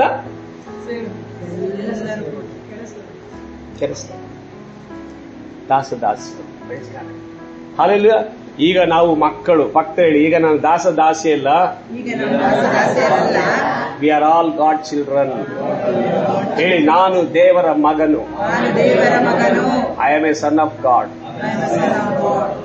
I am A daughter of god. ಹೇಳಿ, ನಾನು ದೇವರ ಮಗನು. ದೇವರ ಆತ್ಮ, ನನ್ನ ಆತ್ಮ ಒಂದೇ ಆತ್ಮ. ಏನು 4 ಹೇಳಿ. ಇದು ದೇವರ ಆತ್ಮ, ಇದು ನನ್ನ ಆತ್ಮ. ಇದು ದೇವರ ಆತ್ಮ, ಇದು ನನ್ನ ಆತ್ಮ. ದೇವರ ಆತ್ಮ, ನನ್ನ ಆತ್ಮ ಒಂದೇ ಆತ್ಮ. ದೇವರ ಆತ್ಮ, ನನ್ನ ಆತ್ಮ ಒಂದೇ ಆತ್ಮ. ಯೇಸುವಿನ ಪ್ರವಾದನೆ ಆತ್ಮ, ಪ್ರಕಾಶನ ಆತ್ಮ ಒಂದೇ ಆತ್ಮ. ಪ್ರವಾದನೆ ಆತ್ಮ. ಆಮೇಲೆ ಹೇಳ್ರಿ, ಹೇಳಿ, ದೇವರ ಆತ್ಮ, ನನ್ನ ಆತ್ಮ ಒಂದೇ. ಆಮೇಲೆ ನಾವೀಗ ಆ ದೇವರ ಆತ್ಮನೊಂದಿಗೆ ಕನೆಕ್ಟ್ ಆಗಿಬಿಟ್ಟಿದ್ದೇವೆ, ಲಿಂಕ್ ಆಗಿಬಿಟ್ಟಿದ್ದೇವೆ. ಅಲ್ಲಿರೋದೆಲ್ಲ ಡೈರೆಕ್ಟ್ ಆಗಿ ಇಲ್ಲಿ ಬರ್ತದೆ. ಒಂದು ಪ್ಲಗ್ಗೆ ಒಂದು ಪ್ಲಗ್ಗೆ ಒಂದು ಇದು ಕನೆಕ್ಷನ್ ಆಗ್ಬಿಟ್ರೆ ಪಾಯಿಂಟ್ ಏನಾಗುತ್ತೆ ಕರೆಂಟ್ ಅಲ್ಲೇ ಇಲ್ಲಿ ಪಾಸ್ ಆಗಿ ಹೋಗ್ತಾ ಇರ್ತದೆ. ಆಮೇಲೆ ಹಾಗೆ ದೇವರ ಆತ್ಮದಲ್ಲಿ ಏನಿದೆಯೋ ಕರೆಕ್ಟ್ ಆದಂತ ಅವನ ಆತ್ಮದ ಅವನ ಬಳಿಯಲ್ಲಿ ಆ ಸಂಗತಿಗಳು ಪ್ರಕಟ ಆಗುತ್ತೆ. ಒಬ್ಬ ಪ್ರವಾದಿಸುವನಾಗೆ ದೇವರಿಂದ ಪಡ್ಕೊಂಡು ಅದನ್ನ ಅವನು ಪ್ರವಾದಿಸುವನಾಗಿರ್ತಾನೆ. ಆಮೇಲೆ ದೇವರು ಏನನ್ನ ಹೇಳಲಿಕ್ಕಿರ್ತಾರೋ ಏನ್ ನಮ್ಮ ಜೀವಿತದಲ್ಲಿ ಮಾಡ್ಲಿಕ್ಕಿರ್ತಾರೋ ಅದನ್ನ ದೇವರು ತನ್ನ ಸೇವಕನ ಮೂಲಕವಾಗಿ ನಮ್ಮ ಸಂಗಡ ಮಾತನಾಡ್ತಾರೆ. ನೋಡಿ, ಏಲಿಯ ಬಳಿಯಲ್ಲಿ ದೇವರು ನೇರವಾಗಿ ಮಾತಾಡಬಾರಿತ್ತು, ಮಾತಾಡಲಿಲ್ಲ. ಏಲಿ ಈಸ್ ಎ ಎಲ್ಡರ್, ಗುರು. ಗೊತ್ತಿಲ್ಲ ಯಾಕೆ ಗುರುನ ಬಿಟ್ಟಾಕೋರು, ಶಿಷ್ಯನ ಆರಿಸ್ಕೊಂಡ್ರು ಅಂತೇಳಿ. ಪಕ್ಕ ಹೇಳಿ ಯಾಕೆ ಕೆಲವು ಸಲ ಗುರುನ ಬಿಟ್ಬಿಟ್ಟು ಶಿಷ್ಯನ ಆರಿಸ್ಕೊಳ್ತಾರೆ? ಗುರು ಎಲ್ಲೋ ಹೋಗಿ ಪಾಪ ಸ್ವಲ್ಪ ರೆಸ್ಟ್ ಮಾಡ್ತಿದ್ದ ಮಲ್ಕೊಂಡ್ಬಿಟ್ಟಿದ್ದ ಪಾಪ ಅವ್ರು, ಪ್ರೈಸ್ ಗಾಡ್. ಆದ್ರೆ ಶಿಷ್ಯ ಎಲ್ಲಿದ್ದ? ದೇವರ ಮಂದಿರದಲ್ಲಿ ಮಂಜುಷವಿದ್ದ ಸ್ಥಳ. ನಾನು ಹೇಳ್ತಾರೆ, ಕಾಣ್ಲಿ ಕಾಣದೆ ಹೋಗ್ಲಿ, ಏನ್ ಇರ್ಲಿ ಇಲ್ದೆ ಹೋಗ್ಲಿ, ದೇವರ ಸಮ್ಮುಖ ದೇವರ ಪಾದ ಮಾತ್ರ ದಯವಿಟ್ಟು ಬಿಡಬೇಡಿ. ಹಲ್ಲೆಲೂಯಾ. ನಾನು ಹೇಳ್ತೇನೆ, ಹಣ ಇದೆಯೋ ಇಲ್ವೋ, ತಿನ್ಲಿಕ್ಕೆ ಇದೆಯೋ ಇಲ್ವೋ, ಏನ್ ಮನೆ ಇದೆಯೋ ಇಲ್ವೋ, ಒಂದು ಸ್ಥಳವನ್ನ ನೀವು ಆರಿಸ್ಕೊಂಡಿರುವಾಗ ಪ್ರಾರ್ಥನೆಗಾಗಿ ಎಂಬುದಾಗಿ ಆ ಸ್ಥಳದಲ್ಲಿ ಹೋಗಿ ಅಡ್ಡ ಬಿದ್ದು ಬಿಡಿ. ಹಲ್ಲೆಲೂಯಾ. ಒಂದು ಪ್ರಾರ್ಥಿಸುವುದಕ್ಕೆ ಒಂದು ಸ್ಥಳವನ್ನ ಸೆಲೆಕ್ಟ್ ಮಾಡ್ಕೋಬೇಕು. ನೀವು ಎವ್ರಿ ಡೇ ಹೋಗಿ ಅಲ್ಲಿ ಕುಳಿತು ಪ್ರಾರ್ಥಿಸಬೇಕು. ಎವ್ರಿ ಡೇ ಹೋಗಿ ಅಲ್ಲಿ ಕುಳಿತು ನೀವು ಪ್ರಾರ್ಥಿಸುವಾಗ ದೇವರ ಮಹಿಮೆ, ದೇವರ ಅಭಿಷೇಕ ಆ ಸ್ಥಳದಲ್ಲಿ ಶಕ್ತವಾಗಿರ್ತದೆ. ಆಮೇಲೆ ಈ ಆ ಸ್ಥಳಕ್ಕೆ ಹೋಗುವಾಗಲೇ ಬಿಡುಗಡೆ ಆಗಿಬಿಡ್ತೀಯ. ಯಾಕೆ? ದೇವರ ಆತ್ಮ, ದೇವರ ಅಭಿಷೇಕ ಅಲ್ಲಿ ಇದೆ. ಹಲ್ಲೆಲೂಯಾ. ಆಗ ದೇವರು ನಿನ್ನ ಸಂಗಡ ಮಾತನಾಡಲಿಕ್ಕೆ ಸಾಧ್ಯ, ನೀ ಬಿಡುಗಡೆ ಆಗಲಿಕ್ಕೆ ಸಾಧ್ಯ. ನೋಡಿ, ಪ್ರಾರ್ಥಿಸುವ ಜಾಗ ಬಿಟ್ಟು ಬೇರೆ ಜಾಗದಲ್ಲಿ ಹೋಗಿ ಕುಳಿತುಕೊಳ್ಳಿ, ನೀವು ಅಷ್ಟು ಈಜಿಯಾಗಿ ಪ್ರಾರ್ಥನೆ ಮಾಡಕ್ಕಾಗಲ್ಲ. ಯಾಕೆ? ಒಂದು ಬಂಧನದ ಅನುಭವ, ಒಂದು ಕಷ್ಟದ ಅನುಭವ ಆಗುತ್ತೆ. ಅದೇ ನೀವು ಎಲ್ಲಿ ಪ್ರಾರ್ಥಿಸಿ ಅಲ್ಲಿ ಹೋಗಿ ಕುಳಿತುಕೊಳ್ಳಿ. ಹೋಗಿ ಕುಳಿತುಕೊಳ್ಳುವಾಗಲೇ ಒಂದು ಕಂಫರ್ಟ್ನೆಸ್, ಒಂದು ಸಮಾಧಾನ, ಒಂದು ಶೈಕೆ. ದೇವರು ಸಮಾಧಾನಕ್ಕೆ ಕಾರಣನೇ ಹೊರತು ಗಲಿಬಿಲಿಗೆ ಕಾರಣವಿಲ್ಲ. ಅಲ್ಲಿ ಸಮಾಧಾನದ ಆತ್ಮ ಇದ್ದಾರೆ, ಅದಕ್ಕೆ ನಿಮಗೆ ಸಮಾಧಾನ ಬಂದಿದೆ. ಅಲ್ಲಿ ಗಲಿಬಿಲಿ ಆತ್ಮ, ಅದಕ್ಕೆ ಅಲ್ಲಿ ಹೋದ್ರೆ ಗಲಿಬಿಲಿ. ನೋಡಿ, ಕೆಲವು ಕಡೆ ಹೋದಾಗ ಗಲಿಬಿಲಿ ಆಗುತ್ತೆ, ನೆಕ್ಸ್ಟ್ ಅಲ್ಲಿ ಹೋಗ್ಲಿಕ್ಕೆ ಇಷ್ಟಪಡಲ್ಲ. ನಾನದಷ್ಟೇ, ನಾನು ಹೇಳ್ತೇನೆ, ಒಂದು ಕಡೆ ಅನ್ಕಂಫರ್ಟಬಲ್, ಸಮಾಧಾನ ಇಲ್ಲ, ಗಲಿಬಿಲಿ ಆಗ್ತಾ ಇದ್ರೆ ಅಲ್ಲಿಗೆ ಯಾವುದೇ ಕಾರಣಕ್ಕೂ ಹೋಗಲ್ಲ ನಾನು. ಎಲ್ಲಿ ಪೀಸ್ ಸಮಾಧಾನ ಬರುತ್ತೋ, ನೆಮ್ಮದಿ ಸಿಗುತ್ತೋ ಅಲ್ಲಿಯೇ ನಾನು ಹೋಗೋದು ಹೆಚ್ಚಾಗಿ, ಎಲ್ಲ ಕಡೆ ಹೋಗೋದಿಲ್ಲ. ಅಲ್ಲೆಲ್ಲ ಯಾಕೆ? ಅಲ್ಲಿ ದೇವರ ಆತ್ಮನ ಕಾರ್ಯಗಳು ಶಕ್ತವಾಗಿ ಪ್ರಕಟ ಆಗ್ತಾ ಇರ್ತದೆ. ಹಲ್ಲೆಲೂಯಾ. ನೋಡಿ, ಏಲನ್ನು ಬಿಟ್ಟು ದೇವರು ಸಾಮೂಯಲನ ಬಳಿಯಲ್ಲಿ ಮಾತನಾಡ್ತಾರೆ. ಆಮೇಲೆ ಕಾರಣ ಒಂದೇ, ಯಾಕೆ? ದೇವರ ಮಂದಿರದಲ್ಲಿ ಮಂಜುಷ ಬಿದ್ದ ಸ್ಥಳದಲ್ಲಿ ಅವನು ಕಾದು ಮಲಗಿದ್ದ. ದೇವರು ಅವನ ಜೊತೆನಲ್ಲಿ ಇದ್ರು. ಮಾತ್ರ ದೇವರು ಅವನನ್ನ ಪ್ರವಾದನೆಗೆ ನೇಮಿಸಿಕೊಂಡ್ರು. ಮಾತ್ರವಲ್ಲ, ದೇವರು ಅವನ ಬಳಿಯಲ್ಲಿ ಇದ್ದಾನೆ, ಪ್ರವಾದಿಸ್ತಾರೆ ಅಂತೇಳಿ ಇಡೀ ದೇಶಕ್ಕೆ ಗೊತ್ತಾಯಿತು. 4ನೇದು ದರ್ಶನ ಕೊಡ್ತಾ ಇದ್ದಾರೆ ದೇವರು ಅವನಿಗೆ. ಹಲ್ಲೆಲೂಯಾ. 5ನೇದು ವಾಕ್ಯದ ಮೂಲಕ ದೇವರು ಪ್ರಕಟಿಸಿಕೊಳ್ತಾ ಇದ್ದಾರೆ. ದೇವರು ನಮ್ಮ ಸಂಗಡ, ನೋಡಿ, ವಾಕ್ಯದ ಪ್ರಕಟಣೆ ನಮ್ಮ ಸಂಗಡ ಪ್ರಕಟಿಸಿಕೊಳ್ತಾರೆ. ಆಮೇಲೆ ನಾನು ಹೇಳಿದೀನಿ, ಒಬ್ಬ ಪ್ರವಾದಿಗೆ ದೇವರು ಒಂದು ದರ್ಶನದಲ್ಲಿ ಕಾಣಿಸಿಕೊಳ್ತಾರೆ, ನಂಬರ್ 1. ನಂಬರ್ 2, ದೇವರು ಕನಸಿನಲ್ಲಿ ಮಾತನಾಡ್ತಾರೆ. ನೋಡಿ, ಇಲ್ಲಿ ಸಾಮೇಲಿಗೆ ದೇವರು ದರ್ಶನ ಕೊಡ್ತಾರೆ. ಹೌದೇ ಇಲ್ವಾ? ದರ್ಶನ ನೆರವೇರಿತು. ಈಗ ನಿಮ್ಮ ಗಂಡಸರು ಹೆಂಗಸರು ಪ್ರವಾದಿಸ್ತಾರೆ, ನಿಮ್ಮ ಯೌವನಸ್ಥರು ಕನಸುಗಳನ್ನು ಕಾಣ್ತಾರೆ. ಆಮೇಲೆ ಕನಸುಗಳಲ್ಲಿ ದೇವರು ಮಾತನಾಡ್ತಾರೆ. ಅರಣ್ಯಕಾಂಡ 12ನೇ ಅಧ್ಯಾಯ 6ನೇ ವಾಕ್ಯ. ಅರಣ್ಯಕಾಂಡ 12ನೇ ಅಧ್ಯಾಯ 6, 7, 8. ನನ್ನ ಮಾತನ್ನು ಕೇಳಿರಿ. ನಿಮ್ಮಲ್ಲಿ ಪ್ರವಾದಿ ಇದ್ದರೆ ನಾನು ಅವನಿಗೆ ಜ್ಞಾನ ದೃಷ್ಟಿಯಲ್ಲಿ ಕಾಣಿಸಿಕೊಳ್ಳುವೆನು. ನೋಡಿ, ದೇವರು ಒಬ್ಬ ಪ್ರವಾದಿಗೆ ಜ್ಞಾನ ದೃಷ್ಟಿಯಲ್ಲಿ ಮಾತನಾಡ್ತಾರೆ. ಜ್ಞಾನ ದೃಷ್ಟಿಯಲ್ಲಿ ಅರ್ಥ ಆಯ್ತಲ್ಲ? ಒಂದೇ ರೀತಿಯಾಗಿ ಮಾತನಾಡ್ತಾರೆ ಅಂತ ತಿಳ್ಕೊಳ್ಬಾರ್ದು. ದೇವರು ಯಾವ ಗಳಿಗೆಯಲ್ಲಿ ಯಾವ ರೀತಿ ಮಾತನಾಡ್ತಾರೋ ಅದನ್ನ ಕೇಳಿ ಸ್ವೀಕರಿಸಿಕೊಂಡು ಪ್ರವಾದಿಸಲಿಕ್ಕೆ ನೀವು ರೆಡಿ ಇರಬೇಕು. ನಾವು ಬಯಸಿದ ರೀತಿಯಲ್ಲಿ ದೇವರು ಮಾತನಾಡಲ್ಲ. ದೇವ್ರು ನೋಡಿ ಜ್ಞಾನ ದೃಷ್ಟಿಯಲ್ಲಿ ಮಾತನಾಡ್ತಾರೆ. ಒಂದು ನೋಡಿ, ಇಲ್ಲಿ ಜ್ಞಾನ ದೃಷ್ಟಿ ಬಂತು. ನಂಬರ್ 1, ಜ್ಞಾನ ದೃಷ್ಟಿ ದೇವರು ಮಾತನಾಡ್ತಾರೆ. ನಂಬರ್ 2, ಇಲ್ಲವೇ ಸ್ವಪ್ನದಲ್ಲಿ ಅವನ ಸಂಗಡ ಮಾತಾಡುವೆ. ಕನಸುಗಳಲ್ಲಿ, ಸ್ವಪ್ನದಲ್ಲಿ ದೇವರು ಪ್ರವಾದಿ ಸಂಗಡ ಮಾತನಾಡ್ತಾರೆ. ಆಮೇಲೆ ಹೇಳಿ, ಹಾಗಾದ್ರೆ ದೇವರು ಒಂದು ವ್ಯಕ್ತಿಯ ಪ್ರವಾದಿಯ ಬಳಿಯಲ್ಲಿ ಕನಸುಗಳಲ್ಲಿ ಮಾತನಾಡ್ತಾರೆ. ಒಂದು ಜ್ಞಾನ ದೃಷ್ಟಿ, 2ನೇದು ಸ್ವಪ್ನದಲ್ಲಿ, ಸಾಮೇಲ ಸಂಗಡ ದರ್ಶನದಲ್ಲಿ. ಅರ್ಥ ಆಗ್ತದೆ ನಿಮಗೆ? ಮತ್ತೆ ವಾಕ್ಯದಲ್ಲಿ, ಅಲ್ಲಿ ವಾಕ್ಯದ ಮೂಲಕ ಪ್ರಕಟಿಸಿಕೊಂಡಂತ ಹೇಳ್ತದೆ. ವಾಕ್ಯದ ಮೂಲಕ ದೇವರ ಸಂಗಡ ಪ್ರವಾದಿಸ್ತಾರೆ, ಮಾತನಾಡ್ತಾರೆ. ಆ ವಾಕ್ಯದ ಮೂಲಕ ಮಾತಾಡುವಾಗ ಪ್ರವಾದಿ ಅದನ್ನು ವಾಕ್ಯದ ಮೂಲಕ ದೇವರು ಮಾತಾಡುವಾಗ ಪ್ರಕಟಣೆ ತೆಗೆದು ಜನರ ಮಧ್ಯದಲ್ಲಿ ಅದನ್ನ ಪ್ರವಾದನೆಯಾಗಿ ಅವನು ಹೊರಬಿಡ್ತಾ ಇರ್ತಾನೆ. Hallelujah, hallelujah. ಮತ್ತೆ ಗುರುತುಗಳಲ್ಲಿ ಗುರುತು ಯಾರ ಜೊತೆ ಗುರುತಲ್ಲಿ ಮಾತನಾಡೋದು ದೇವರು? ಯೋಸೇಫನ ಬಳಿಯಲ್ಲಿ. ಯಾರ ಬಳಿಯಲ್ಲಿ? ಯೋಸೇಫನ ಬಳಿಯಲ್ಲಿ. ಆದಿಕಾಂಡ 37ನೇ 5ನೇ ವಾಕ್ಯದಿಂದ. ಒಂದು ದಿನ ಯೋಸೇಫನು ಕನಸು ಕಂಡು ಅದನ್ನು ತನ್ನ ಅಣ್ಣಂದಿರಿಗೆ ತಿಳಿಸಲು, ನೋಡಿ, ಯೋಸೇಫನ ಒಂದು ದಿನ ಕನಸು ಕಂಡು ಅದನ್ನು ತನ್ನ ಅಣ್ಣಂದಿರಿಗೆ ತಿಳಿಸಲು ಅವರು ಅವನನ್ನು ಇನ್ನೂ ಹೆಚ್ಚಾಗಿ ದ್ವೇಷಿಸಿದರು. ಒಡ ಹುಟ್ಟಿದವರು ಅವನ ಇನ್ನೂ ಹೆಚ್ಚಾಗಿ ದ್ವೇಷಿಸಿದರು. ಮುಂದೆ ಅವನು ಅವರಿಗೆ ನಾನು ಕನಸಿನಲ್ಲಿ ಕಂಡದ್ದನ್ನು ಹೇಳುತ್ತೇನೆ. ನೋಡಿ, ದೇವರು ಕನಸಿನ ಮೂಲಕ ಯೋಸೇಫನ ಬಳಿಯಲ್ಲಿ ಮಾತನಾಡಿದಂತ ಗುರುತಿನ ಬಗ್ಗೆ ಯೋಸೇಫ ಒಡ ಹುಟ್ಟಿದ ಕುಟುಂಬದ ಬಳಿಯಲ್ಲಿ ಮಾತನಾಡ್ತಾ ಹೇಳ್ತಾ ಇದ್ದಾನೆ. ಆ ಕನಸಲ್ಲಿ ದೇವರು ಪ್ರವಾದಿ. ಈಗ ಕನಸು ತೋರಿಸಿದ್ದು ಯಾವುದರ ವಿಷಯದಲ್ಲಿ? ಆವತ್ತೇ ನಡೆಯುವ ವಿಷಯನಾ? ಮುಂದೆ ನಡೆಯುವಂತ ವಿಷಯ. ಅದು ಕೂಡ ಒಂದು ಪ್ರವಾದನೆ. ಯಾಕೆ? ಗುರುತುಗಳಲ್ಲಿ ದೇವರು ಮಾತನಾಡಿ ಮುಂದಾಗುವಂತ ಸಂಗತಿ ದೇವರು ಈಗ ತಿಳಿಸ್ತಾ ಇದ್ದಾರೆ. ಒಂದು ದರ್ಶನ, ಒಂದು ಪ್ರಕಟಣೆ, ವಾಕ್ಯದ ಪ್ರಕಟಣೆ, ಕನಸುಗಳು, ಮತ್ತೆ ಜ್ಞಾನ ದೃಷ್ಟಿ, ಮತ್ತೆ ಗುರುತು. ಇದೆಲ್ಲ ಗಮನ ಇಟ್ಕೋಬೇಕು. ಇದರಲ್ಲಿ ಯಾವುದ್ರಲ್ಲಿ ನಿಮಗೆ ಮಾತನಾಡೋದು ಕೂಡ ಅದನ್ನ ಅರ್ಥ ಮಾಡಿಕೊಳ್ಳುವ, ಪ್ರಕಟಣೆ ಹೊಂದಿಕೊಳ್ಳುವ ಕೆಪಾಸಿಟಿಯಲ್ಲಿ ನೀವು ಇರಬೇಕು. ಅದನ್ನ ಪ್ರಕಟಣೆ ಅರ್ಥ ದೇವರು ಕಲಿಸಿಕೊಡ್ತಾರೆ. ನೋಡಿ, ದೇವರು ಯೋಸೇಫನಿಗೆ ಕನಸು ಕೊಟ್ಟ ಮೇಲೆ ಹೇಳಿಕೊಟ್ಟಿದ್ದಾರೆ ಕನಸಿನ ಅರ್ಥವನ್ನ. ಹೇಳಿಲ್ವಾ? ಯಾಕೆ? ತಂದೆಯಾದವ್ರ ಮಕ್ಕಳಿಗೆ ಏನ್ ಮಾಡ್ತೇವೆ? ಏನಾರು ಒಂದನ್ನು ಕೊಟ್ಬಿಟ್ಟು ಅದ್ರ ಬಗ್ಗೆ ಎಲ್ಲ ಹೇಳಿ ಮಾಡಿ ಜೋಪಾನ ಮಾಡು, ಅದು ಮಾಡಿ ಇದು ಮಾಡು, ಸ್ವಲ್ಪ ನೀನು ಆ ಕಡೆ ಈ ಕಡೆ ಶೇಕ್ ಮಾಡಿದ್ರೆ ಹೊಡೆದೋಗ್ಬಿಡ್ತದೆ, ಸ್ವಲ್ಪ ಹಾಗೆ ಇಟ್ಕೋಬೇಕು, ಈಗ ಎಲ್ಲ. ಯಾಕೆ? ಅವ್ರ ಮಕ್ಕಳು, ಅವ್ರು ಯಾರಾಗಿದ್ದಾರೆ.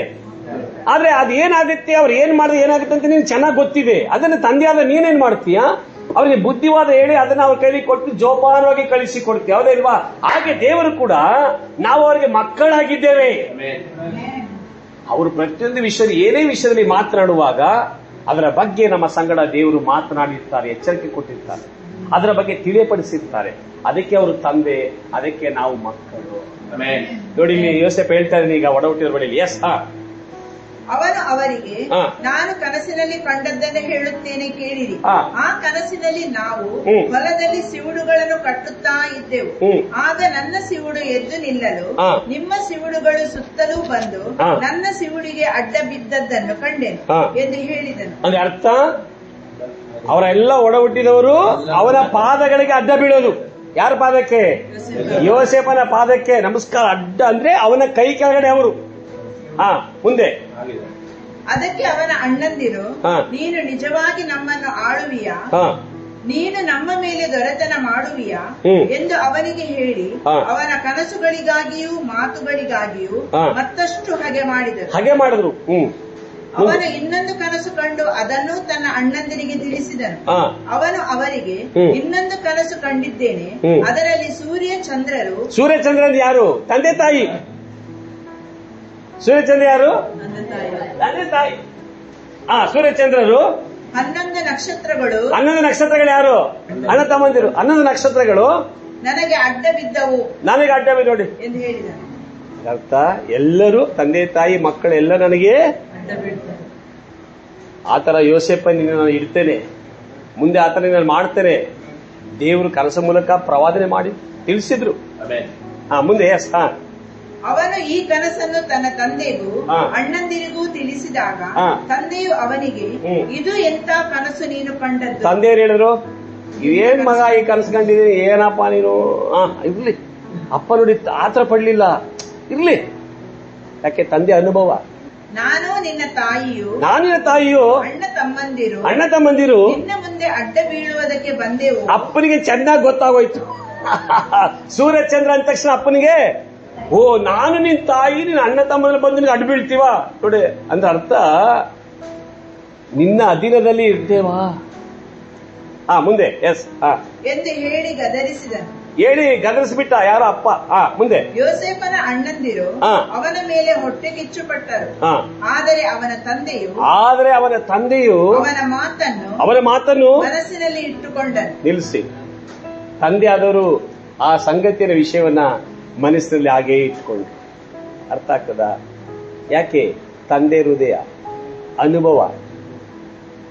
ಅನುಭವ ಇಲ್ಲಂದ್ರೆ ಹೃದಯ ಇಟ್ಕೊಳ್ತಿರ್ಲಿಲ್ಲ, ಕೋಪ ಬಂದು ಹೊಟ್ಟೆ ಕಿಚ್ಚು ಬಂದು ಮಗನೇ ಬಾಯಿಲಿನ ಎತ್ತಾಕ್ರಿ ನಾ ಒಳಗಡೆಗೆ ಅಲ್ಲಿ ಒಂಡೆಗೆ ಹಾಕ್ರಿ ವಾಟ್ ಸಾಯಿಸ್ದು ಯಾರು ಒಡ ಹುಟ್ಟಿದವ್ರು ಹೇಳ್ತಾರೆ. 15ನೇ ವಾಕ್ಯ ಓದಿ. ಈಗ ಅವರು ಅವನನ್ನು ದೂರದಿಂದ ನೋಡಿ, ಒಡ ಹುಟ್ಟಿದ ಅಣ್ಣಂದಿರು ಯೋಸೇಫ ಬರುವುದನ್ನ ದೂರದಿಂದ ನೋಡಿ ಅವನು ತಮ್ಮ ಬಳಿಗೆ ಬರುವಷ್ಟರೊಳಗೆ ಅವನು ತಮ್ಮ ಬಳಿಗೆ ಬರೋಷ್ಟರಲ್ಲಿ ಅವನನ್ನು ಕೊಲ್ಲುವುದಕ್ಕೆ ಒಳಸಂಚು ಮಾಡಿಕೊಂಡರು. ಅವನನ್ನು ಕೊಲ್ಲುವುದಕ್ಕೆ ಒಳಸಂಚು ಮಾಡಿಕೊಂಡರು. ಅವರು ಒಬ್ಬರಿಗೊಬ್ಬರು, ಅಗೋ ಆ ಕನಸಿನವನು ಬರುತ್ತಾನೆ, ನಾವು ಅವನನ್ನು ಕೊಂದು ಈ ಗುಂಡಿಗಳಲ್ಲಿ ಒಂದರೊಳಗೆ ಹಾಕಿ ದುಷ್ಟ ಮೃಗವು ಅವನನ್ನು ತಿಂದು ಬಿಟ್ಟಿತೆಂದು ಹೇಳೋಣ, ಬನ್ನಿ ಆಗ ಅವನ ಕನಸುಗಳು ಏನಾಗುವವೋ ನೋಡೋಣ ಎಂದು ಮಾತಾಡಿಕೊಂಡರು. ಯಾರು? ಒಂದೇ ರಕ್ತ. ಅದಕ್ಕೆ ಯಾವಾಗಲೂ ಕೂಡ ರಕ್ತವನ್ನೇ ನಂಬಬಾರದು. ಒಂದೇ ರಕ್ತವನ್ನ ಎಕ್ಸಾಂಪಲ್, ಕಾಯ ತಮ್ಮನದ ಹೇಬೆಲನ್ನೇ ಕರ್ಕೊಂಡು ಕೊಂದಾಕ್ಬಿಟ್ಟೆ. ಯಾಕೆ? ಹೊಟ್ಟೆ ಕಿಚ್ಚು. ಈ ಹೊಟ್ಟೆ ಕಿಚ್ಚು ಅನ್ನೋದು ಬಂದ್ರೆ ರಕ್ತವನ್ನು ನೋಡಲ್ಲ, ಅಣ್ಣ ತಮ್ಮನ ನೋಡಲ್ಲ, ತಂದೆನೂ ನೋಡಲ್ಲ, ತಾಯಿ ನೋಡಲ್ಲ. ಅದಕ್ಕೆ ಈ ಲೋಕದಲ್ಲಿ ಭಯಂಕರ ಕೊಲೆಗಳಾಗ್ತಿರೋದು. ಈಗ ಅರ್ಥ ಆಗ್ತದಾ? ಈ ಲೋಕದಲ್ಲಿ ನೋಡಿ, ಅಂದು ಬೈಬಲ್ ಅಲ್ಲಿ ಏನ್ ಬರೆಯಲ್ಪಟ್ಟಿದೆಯೋ ಅದು ಇದು ಲೋಕದಲ್ಲಿ ಆಗ್ತಾ ಇದೆ. ಅದೇ ದೇವರ ಮಕ್ಕಳು, ನಿಜವಾಗಿ ನಾವು ದೇವರ ಮಕ್ಕಳಾಗಿದ್ರೆ ದೆವ್ವಗಳ ಮಕ್ಕಳು ಮಾಡುವಾಗೆ ನಾವು ಮಾಡಲ್ಲ. ಯೋಸೇಫ ನೋಡಿ, ಏನೇ ಆದ್ರೂ ಕೂಡ ಅವನು ಸಹಿಸಿಕೊಂಡ. ಏನೇ ಆದ್ರೂ ಕೂಡ ಸಹಿಸಿಕೊಂಡ. ಅವನಿಗೆ ಗೊತ್ತಿತ್ತು, ಇವತ್ತಿಲ್ಲ ನಾಳೆ ನಾನು ಉನ್ನತಿಗೆ ಬರ್ತೇನೆ. ಇವತ್ತಿಲ್ಲ ನಾಳೆ ದೇವರಲ್ಲಿ ಉನ್ನತಿಗೆ ತರ್ತಾರೆ. ದೇವರು ನನ್ನನ್ನು ನೀವು ಟಾಪ್ ಲೆವೆಲ್ ಹೋಗ್ತೇನೆ ಅಂತ ದೇವರು ಆಲ್ರೆಡಿ ತಿಳಿಸಿದ್ದಾರೆ. ದೇವರು ಮಾಡಿದ ವಾಗ್ದಾನಕ್ಕೋಸ್ಕರ, ದೇವರ ಹೇಳಿದ ಪ್ರವಾದನೆಗೋಸ್ಕರ ಅವನು ತಾಳ್ಮೆಯಿಂದ ಕಾದಿದ್ದ, ಸಹಿಸಿಕೊಂಡ ಎಲ್ಲವನ್ನು ಕೂಡ. ಅನ್ನೆಸೆಸರಿ ಜೈಲ್ಗೆ ಹಾಕ್ಸಿದ್ರು. ಯಾರು? ಪೋಟಿಫರ್ನ, ಫರೋಹನ ಮೈಗಾವಲಿನ ದಳವಾಯಿ ಪೋಟಿಫರ್ನ ಹೆಂಡತಿ. ಅನ್ನೆಸೆಸರಿ ತಪ್ಪು ಮಾಡಿದವರು ತಪ್ಪು ಮಾಡದಂತೇಳಿ ಜೈಲ್ಗೆ ಹಾಕ್ಸಿದ್ರು. ಅಲ್ಲೂ ಸಹಿಸಿಕೊಂಡ ಅವನು. Praise God. ಅಲ್ಲೂ ಸಹಿಸಿಕೊಂಡಿದ್ದಕ್ಕೇನೆ ಏನು? ಸೆರೆಮನೆಯಿಂದ ಅರಮನೆಗೆ ಹೋದ. ನೋಡಿ, ವಾಗ್ದಾನ ಇರುವಂತ ವ್ಯಕ್ತಿ ನೀ ಎಲ್ಲೇ ಇದ್ರೂ ಕೂಡ ಅರಮನೆ ಅನುಭವಕ್ಕೆ ದೇವರು ತಗೊಂಡು ಹೋಗ್ತಾರೆ. ಜ್ಞಾಪಕ ಇಟ್ಕೊಳ್ಳಿ, ನಾನು ಹೇಳ್ತೇನೆ, ನಿನ್ನ ಮೇಲೆ ದೇವರ ವಾಗ್ದಾನ ಇದ್ರೆ, ನಿನ್ನ ಮೇಲೆ ದೇವರ ಯೋಜನೆ ಇದ್ರೆ, ದೇವರ ಚಿತ್ತ ಇದ್ರೆ, ಪ್ರವಾದನೆಗಳಿದ್ರೆ, ವಾಗ್ದಾನಗಳಿದ್ರೆ, ದೇವರು ಏನ್ ಹೇಳಿದ್ದಾರೋ ಏನ್ ಮಾಡ್ತಾರೆ ಅದನ್ನ ದೇವರು ಮಾಡೇ ಮಾಡ್ತಾರೆ. ಯಾವ ಸೆರೆಮನೆಯಲ್ಲೂ ನಿನ್ನ ಬಂಧಿಸಿಡ್ಲಿಕ್ಕಾಗಲ್ಲ, ಯಾವ ಹೊಂಡದಲ್ಲಿ ನಿನ್ನ ಮುಚ್ಚಿ ಹಾಕಕ್ಕಾಗಲ್ಲ, ಯಾವ ರೀತಿಯಲ್ಲೂ ನಿನ್ನ ನಾಶ ಮಾಡಲಿಕ್ಕೆ ಸಾಧ್ಯವಿಲ್ಲ. ಯಾಕೆ? ನಿನ್ನ ಎಲ್ಲಿ ಬಿಟ್ಟು ಹೊರಗಡೆ ತರಲಿಕ್ಕೆ ಯಾರಿದ್ದಾರೆ? ವಾಗ್ದಾನ ಮಾಡಿದ ದೇವರು ನಂಬಿಗಸ್ತನಾಗಿದ್ದಾರೆ. ಆಮೇಲೆ ಹೇಳ್ರಿ ಹಲ್ಲೆಲೂಯ. ನೀ ಯಾವುದೇ ಸಿಂಹದ ಒಳಗೆ ಹೋಗು, ಯಾವುದೇ ಬೆಂಕಿ ಅವಿಗಡೆ ನೀವು ಹೋಗು, ಅಲ್ಲಿಂದ ಹೊರ ತರಲಿಕ್ಕೆ ಶಕ್ತನಾದ ಸರ್ವಶಕ್ತ ದೇವರು ನಿನ್ನ ಜೊತೆ ಇದ್ದಾರೆ. ಆಮೇಲೆ ಹೇಳ್ರಿ, ನೀನ್ ಎಲ್ಲೇ ಇದ್ರು ಕೂಡ ಆ ಕಡೆ ಹೊರ ತರ್ತಾನೆ. ವಾಗ್ದಾನ ನಿನ್ನ ಮೇಲಿದ್ರೆ, ಭಕ್ತ ಹೇಳಿ, ವಾಗ್ದಾನ ನಿನ್ನ ಮೇಲಿದ್ರೆ, ಪ್ರವಾದನೆ ನಿನ್ನ ಮೇಲಿದ್ರೆ, ನೀನು ಎಲ್ಲಿ ಬಿದ್ರು ಕೂಡ ನಾಶ ಆಗಲ್ಲ. ನೀನ್ ಎಲ್ಲಿದ್ರು ಶತ್ರು ನಿನ್ನ ಏನು ಮಾಡಕ್ಕಾಗಲ್ಲ. ನೀನು ಎಲ್ಲಿದ್ರು ಶತ್ರು ನಿನ್ನ ಭವಿಷ್ಯವನ್ನು ನಾಶ ಮಾಡಲಿಕ್ಕೆ ಸಾಧ್ಯವೇ ಇಲ್ಲ. ಎಲ್ಲ ರೀತಿ ಪ್ರಯತ್ನ ಮಾಡ್ತಾನೆ. ಆದರೆ ಒಂದು ಕಡೆ ನನ್ನ ಪರವಾಗಿ ನನ್ನ ಪರಲೋಕ ನಿಂತಿರುತ್ತೆ. ನನ್ನ ದೇವರು ನಿಂತಿರ್ತಾರೆ. ನನ್ನ ಪರಲೋಕ ನನಗೆ ಫೇವರ್ ಆಗಿರ್ತದೆ. ನನ್ನ ದೇವರು ನನಗೆ ಫೇವರ್ ಆಗಿರ್ತಾರೆ. ಆಮೇಲೆ ಹೇಳ್ರಿ, ಆ ದೇವರು ನೋಡಿ, ಸಾಮ್ವೇಲನ ಸಂಗಡ ದೇವರಿದ್ರು, ದಾನಿಯೇಲನ ಜೊತೆಲಿ ದೇವರಿದ್ರು, ಶದ್ರಕ್ ಮೇಷ ಅಬೇದ್ನೆಗೋ ಜೊತೆಲಿ ದೇವರಿದ್ರು. ಅದಕ್ಕೆ ಎಲ್ಲವುಗಳಿಂದ ತಪ್ಪಿಸಿ ದೇವರನ್ನ ಹಾಗೇ ಮೇಲೆ ತರ್ತಾರೆ. ಹಾಗಾದ್ರೆ ಪಕ್ಕದಲ್ಲಿ ವಾಗ್ದಾನ ನಿನ್ನ ಮೇಲಿದ್ರೆ, ಪ್ರವಾದ ನಿನ್ನ ಮೇಲಿದ್ರೆ, ನೀ ಎಲ್ಲಿದ್ರು ಕೂಡ, ಅದು ಸೆರೆಮನೆಯಾಗಿರ್ಲಿ, ಅದು ಹೊಂಡ ಆಗಿರ್ಲಿ, ಅದು ಕಾಡಾಗಿರ್ಲಿ, ಅದು ಏನೇ ಆಗಿರ್ಲಿ, ಅರಮನೆ ಅನುಭವಕ್ಕೆ ನೀನು ಹೋಗೇ ಹೋಗ್ತೀನಿ. ಹೋಗೇ ಹೋಗ್ತೇನೆ. ದೇವರು ಮಾಡಿದ ವಾಗ್ದಾನದ ಅರಮನೆ ಅನುಭವಕ್ಕೆ ನೀವು ಹೋಗಿ ಹೋಗ್ತೀವಿ. ದೇವರು ಮಾಡಿದ ವಾಗ್ದಾನದ ಆ ಅಧ್ಯಕ್ಷನ ಆ ಟಾಪ್ ಲೆವೆಲ್ಗೆ ನೀವು ಹೋಗಿ ಹೋಗ್ತೀವಿ. ಯಾವ್ದಾದ್ರೂ ಅವನ ಟಾಪ್ ಲೆವೆಲ್ ತಡಿಲಿಕ್ಕಾಯ್ತಾ? ಪಕ್ಕದಲ್ಲಿ ಹೇಳಿ, ಯೋಸೇಫನ ಟಾಪ್ ಲೆವೆಲ್ ಯಾವ್ದು ತಡಿಲಿಕ್ಕಾಯ್ತಾ? ನಿಮ್ಮ ಟಾಪ್ ಲೆವೆಲ್ ಅನ್ನು ಹೇಳಿ. ನಿಮ್ಮ ಆಶೀರ್ವಾದವನ್ನ, ನಿಮ್ಮ ಭವಿಷ್ಯವನ್ನ, ನಿಮ್ಮ ಉನ್ನತಿಯನ್ನ, ನಿಮ್ಮ ಏಳಿಗೆಯನ್ನ, ನಿಮ್ಮ ಸಮೃದ್ಧಿಯನ್ನ ಈ ಲೋಕದ ಯಾವ ಶಕ್ತಿಯೂ ಯಾವ ವ್ಯಕ್ತಿಯೂ ತಡಿಲಿಕ್ಕೆ ಸಾಧ್ಯವೇ ಇಲ್ಲ. ನೆವರ್, ಆಗುವುದೇ ಇಲ್ಲ. ಯಾಕೆಂದ್ರೆ ಮೇಲೆತ್ತವನು ಯಾರು? ಮೇಲೆತ್ತದ ಯಾರು? ನಿನ್ನ ಅಲ್ಲಿಡೋದು ಯಾರು? ನೀ ಯಾರ ಕೈಲಿದ್ದೀಯಾ ಅಷ್ಟೇ. ಎಷ್ಟಾರು ಮಾತನಾಡಲಿ ನಿನಗೆ ವಿರುದ್ಧವಾಗಿ, ಏನಾದ್ರು ತಂತ್ರ ರೂಪಿಸ್ಲಿ, ಏನಾದ್ರು ಮಾತನಾಡಲಿ. ನೋಡಿ, ಮೊರ್ದೆಕೈಯನ್ನು ನಾಶ ಮಾಡಲಿಕ್ಕೆ ಶತ್ರು ಹಾಮಾನನ್ನ ಎಬ್ಬಿಸಿಬಿಟ್ಟ, ಒಳಗಡೆ ಸೈಲೆಂಟ್ ಆಗಿ ಎಬ್ಬಿಸಿಬಿಟ್ಟ. ಆದ್ರೆ ಮೊರ್ದೆಕೈ ಮೇಲೆ ಇದ್ದಂತ ದೇವರ ಯೋಜನೆ ಪ್ಲಾನ್ ದೇವರು ಎಲ್ಲಿ ಕೂಡ ಅವನ ನಾಶ ಆಗ್ಲಿಕ್ಕೆ ಬಿಟ್ಟು ಕೊಡ್ಲೇ ಇಲ್ಲ. ಆಮೇಲೆ ಹೇಳ್ರಿ, ಮೊರ್ದೆಕೈ ಮೇಲೆ ದೇವರ ಯೋಜನೆ ಪ್ಲಾನ್ ಏನಿತ್ತು ಅದನ್ನ ದೇವರು ನೆರವೇರಿಸಿದ್ರು. ಹಲ್ಲೆಲೂಯ. ಭಕ್ತರ ಹೇಳಿ, ಹಾಮಾನನಂತೆ ತಂತ್ರಗಾರಿಕೆಯಾಗಿರುವವರು ನಿನಗೆ ವಿರುದ್ಧವಾಗಿ ಎಲ್ಲಿ ಒಳಗೆ ಏನೇ ತಂತ್ರ ಮಾಡಲಿ ಯಾವುದು ನಡೆಯಲ್ಲ. ಅವನ್ ಮಾಡಿದ ತಂತ್ರಕ್ಕೆ ಅವನೇ ತಲೆ ಕೊಡಬೇಕು. ಹಲ್ಲೆಲೂಯ. ದೇವರ ಮಕ್ಕಳಿಗೆ ವಿರುದ್ಧವಾಗಿ ಶತ್ರು ಏನೇ ತಂತ್ರ ಹೂಡಿದ್ರು ಕೂಡ, ಏನೇ ಪ್ಲಾನ್ ಮಾಡಿದ್ರು ಕೂಡ, ಆ ತಂತ್ರ ಪ್ಲಾನ್ ಅಲ್ಲಿ ನಾನಲ್ಲ, ಆ ತಂತ್ರ ಪ್ಲಾನ್ ಅಲ್ಲಿ ತೋಡಿದ ಹೊಂಡಕ್ಕೆ ಅವನನ್ನು ಎತ್ತಾಕ್ತಾರೆ ದೇವರು. ಅರ್ಥ ಆಯ್ತಲ್ಲ? ಅರ್ಥ ಮಾಡ್ಕೊಳ್ಳಿ. ನಿಮಗೆ ವಿರುದ್ಧವಾಗಿ ಯಾರೇ ತಂತ್ರ ಮಾಡಲಿ, ನಿಮಗೆ ವಿರುದ್ಧವಾಗಿ ಏನೇ ಪ್ಲಾನ್ ಮಾಡಲಿ, ಯಾವ ಪ್ಲಾನ್ಗಳು ನಿಮ್ಮನ್ನ ಅದು ಸಂಧಿಸೋ ಮುಟ್ಲಿಕ್ಕೆ ಸಾಧ್ಯವೇ ಇಲ್ಲ. ನೀನು ಮೌನವಾಗಿ ಸಹಿಸಿಕೊಂಡು ತಾಳ್ಮೆದಿದ್ರೆ ಸಾಕು. ದೇವರು ಮಾಡಿದ ವಾಗ್ದಾನ, ದೇವರು ಮಾಡಿದ ಪ್ರವಾದನೆ ನಿನ್ನ ಉನ್ನತ ಟಾಪ್ ಲೆವೆಲ್ಗೆ ಆಮೇಲೆ. ಹಲ್ಲೆಲೂಯ. ನೋಡಿ, ಅನ್ನಳ ಗರ್ಭದಲ್ಲಿ ಹುಟ್ಟುವಂತಹ ಸಾಮುವೇಲನ ಮಗುವಿನ ಮೇಲೆ, ಬಾಲಕದ ಮಗುವಿನ ಮೇಲೆ ದೇವ್ರದ್ದು ಪ್ಲಾನ್ ಇತ್ತು, ಯೋಜನೆ ಇತ್ತು. ಅರ್ಥ ಆಯ್ತಲ್ವಾ? ಮದುವೆ ಆದ ಒಂದೇ ವರ್ಷಕ್ಕೆ ಮಕ್ಕಳು ಕೊಟ್ಟಿದ್ರೆ ಅವಳು ಒಪ್ಪಿಸಿ ಕೊಡ್ತಾನೆ ಇರ್ಲಿಲ್ಲ ಸೇವೆಗೆ. ಅದೇ ನಿಜವಾದ ಹೆಂಡತಿಗೆ ಮಕ್ಕಳಾಗ್ತಾ ಇಲ್ಲ, ಇಟ್ಕೊಂಡು ಅವಳು ಮಕ್ಕಳಾಗ್ತಾ ಇತ್ತು. ಆದ್ರೆ ನಿಜವಾದ ಹೆಂಡತಿಯ ಗರ್ಭದಿಂದ ಬರುವಂತ ಆ ವಾಗ್ದಾನದ ಸಂತತಿಯೇ ದೇವರ ಚಿತ್ತವನ್ನು ನೆರವೇರಿಸುವ ಸಂತತಿ ಆಗಿತ್ತು. ಅದಕ್ಕೆ ದೇವರೇನ್ ಮಾಡಿದ್ರು, ಅವಳು ಎಲ್ಲಿವರೆಗೆ ದೇವರೇ ಒಂದು ಮಗುವನ್ನು ಕೊಟ್ಟು ನಿನ್ನ ಸೇವೆಗಾಗಿ ಏರಿ ಕೈಗಳು ಒಪ್ಪಿಸಿ ಕೊಡ್ತಂತ ಅರಕೆ ಮಾಡುವವರೆಗೂ ಗರ್ಭ ಹಾಗೆ ಕ್ಲೋಸ್. ಆತ ಮುಚ್ಚಿದರೆ ಯಾರು ತೆರಲಿಕ್ಕಾಗಲ್ಲ, ಆತ ತೆರೆದ್ರೆ ಯಾರು ಮುಚ್ಚಕ್ಕಾಗಲ್ಲ. ಆ ಮುಚ್ಚಿದ ಅನ್ನಳ ಗರ್ಭವನ್ನ ಯಾವಾಗ ಅರಕೆ ಮಾಡಿ ಒಪ್ಪಿಸಿ ಕೊಡ್ತಾಳೋ ದೇವರು ತೆರೀತಾರೆ. ತೆರೆದ ಒಂದೇ ವರ್ಷಕ್ಕೆ ಬಾಲಕನ ವಾಗ್ದಾನದ ಸಂತತಿ ಸಾಮುವೇಲನು ಹುಟ್ಟಿ ಬರ್ತಾನೆ. ಹಾಲು ಕುಡಿದ ಬಿಟ್ಟ ತಕ್ಷಣವೇ ಏನೇ ಕೈಗಡೆ ತೆಗೆದುಕೊಂಡೋಗಿ ದೇವರ ಮಂದಿರದಲ್ಲಿ ಸೇವೆಗೆ ಬಿಟ್ಬಿಡ್ತಾಳೆ. ಹಲ್ಲೆಲೂಯ. ಆದ್ರೆ ನೋಡಿ, ದೇವರ ಬಾಲಕನ ಸಾಮುವೇಲನ ತನ್ನ ದೊಡ್ಡ ಪ್ರವಾದನಾಗಿ ದೇವರು ಉಪಯೋಗ ಮಾಡ್ತಾರೆ. ಹಲ್ಲೆಲೂಯ. ನಾನು ಹೇಳ್ತೇನೆ ಪ್ರಿಯ ವೀಕ್ಷಣವೇ, ನೋಡಿ, ಅವನಿಗೆ ಯಾವ ಅನುಭವನೇ ಇಲ್ಲ. ಆ ದೇವರ ಅನುಭವ, ಪ್ರವಾದನ ಅನುಭವ, ದೇವರು ಕೂಗುವಂತ ಅನುಭವ, ಯಾವ ಅನುಭವ ಇಲ್ಲ. ಯಾವ ಅನುಭವ ಇಲ್ಲದ ಸಾಮುವೇಲನ ಬಳಿ ದೇವರು ಮಾತನಾಡಿ ಅವ್ರ ದೊಡ್ಡ ಪ್ರವಾದನೆಗೆ ಉಪಯೋಗ ಮಾಡ್ತಾರೆ. ಭಕ್ತರು, ನಿನಗೆ ಏನ್ ಅನುಭವ ಇದೆಯೇ ಇಲ್ವೋ, ಏನಾಗಿದೆಯೇ ಇಲ್ವೋ ಎಕ್ಸ್ಪೀರಿಯನ್ಸ್, ಅದೆಲ್ಲ ಬೇಡ, ಒಪ್ಪಿಸಿಕೊಡು ಅಷ್ಟೇ. ಈಗ ಒಪ್ಪಿಸಿಕೊಟ್ರು ಕೂಡ ಅವರ ಅಭಿಷೇಕ ನಮ್ಮ ಮೇಲೆ ಇಂಪಾರ್ಟೇಷನ್ ಆಗುತ್ತೆ. ಈಗ ಒಪ್ಪಿಸಿಕೊಟ್ರ ಅವರ ಅಭಿಷೇಕ ನಮ್ಮ ಮೇಲೆ. ಅದಕ್ಕೆ ದೇವರು ಪ್ರವಾದನೆ ಕುರಿತಾಗಿ ಮಾತನಾಡ್ತಾ ಇರೋದು. ಅದಕ್ಕೆ ದೇವರು ಪ್ರವಾದನೆ ಬಗ್ಗೆ ಮಾತನಾಡ್ತಾರೆ. ಆಮೇಲೆ ಲಾಸ್ಟ್ ವಾಕ್ಯ 1 ತಿಮೋಥಿ 4:14, ನಿನ್ನಲ್ಲಿರುವ ವರವನ್ನು ಅಲಕ್ಷ್ಯ ಮಾಡಬೇಡ.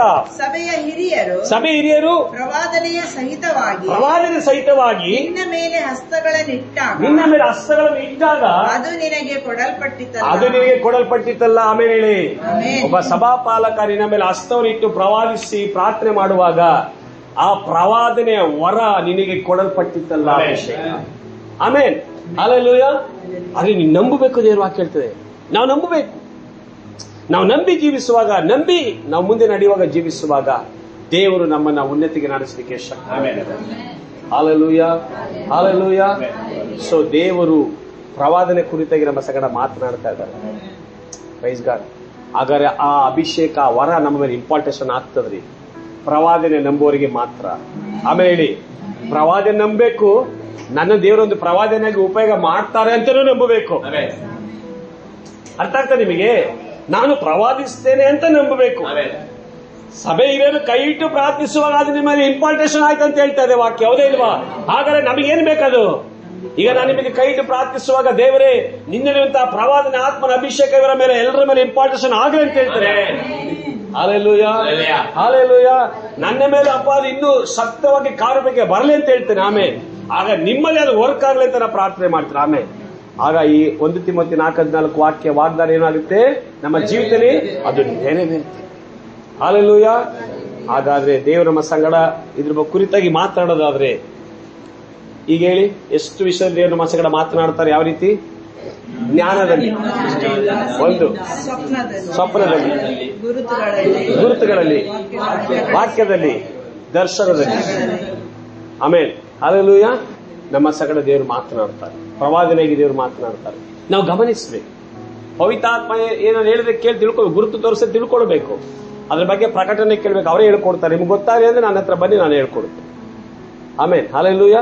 ಯೋಸೇಫನಿಗೆ ಆ ದೇವರು ಕೊಟ್ಟಂತ ಕನಸಿನ ಅರ್ಥ ಯೋಸೇಫನಿಗೆ ಗೊತ್ತಿತ್ತು. Praise God.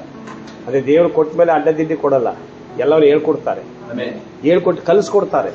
ಕಲಿಸಿ ಕೊಟ್ಟು ನಡೆಸುವೆ, ಖಂಡಿಸಿ ಬೋಧಿಸುವೆ, ಪರಿಶುದ್ಧ ಆತ್ಮನೇ ನನ್ನ ಪರಿಶುದ್ಧ ಆತ್ಮನೇ, ಪರಿಶುದ್ಧ ಆತ್ಮನೇ ನನ್ನ ಪರಿಶುದ್ಧ ಆತ್ಮನೇ. ಆಮೇಲೆ ಆ ಪರಿಶುದ್ಧ ಆತ್ಮ ನನ್ನ ಮೇಲೆ ಇರುವಾಗ ಆತ ನಮಗೆ ಎಲ್ಲವನ್ನ ಕಲಿಸಿಕೊಟ್ಟು ಬೋಧಿಸಿಕೊಟ್ಟು ನಮ್ಮನ್ನು ನಡೆಸುವನಾಗಿರ್ತಾನೆ. ಆಮೇಲೆ ಈ ವಾಕ್ಯದ ಮೂಲಕ ದೇವರಿಗೆ ಆಶೀರ್ವಾದ ಮಾಡ್ಲಿ. ಆಮೇಲೆ ಹೇಳ್ರಿ.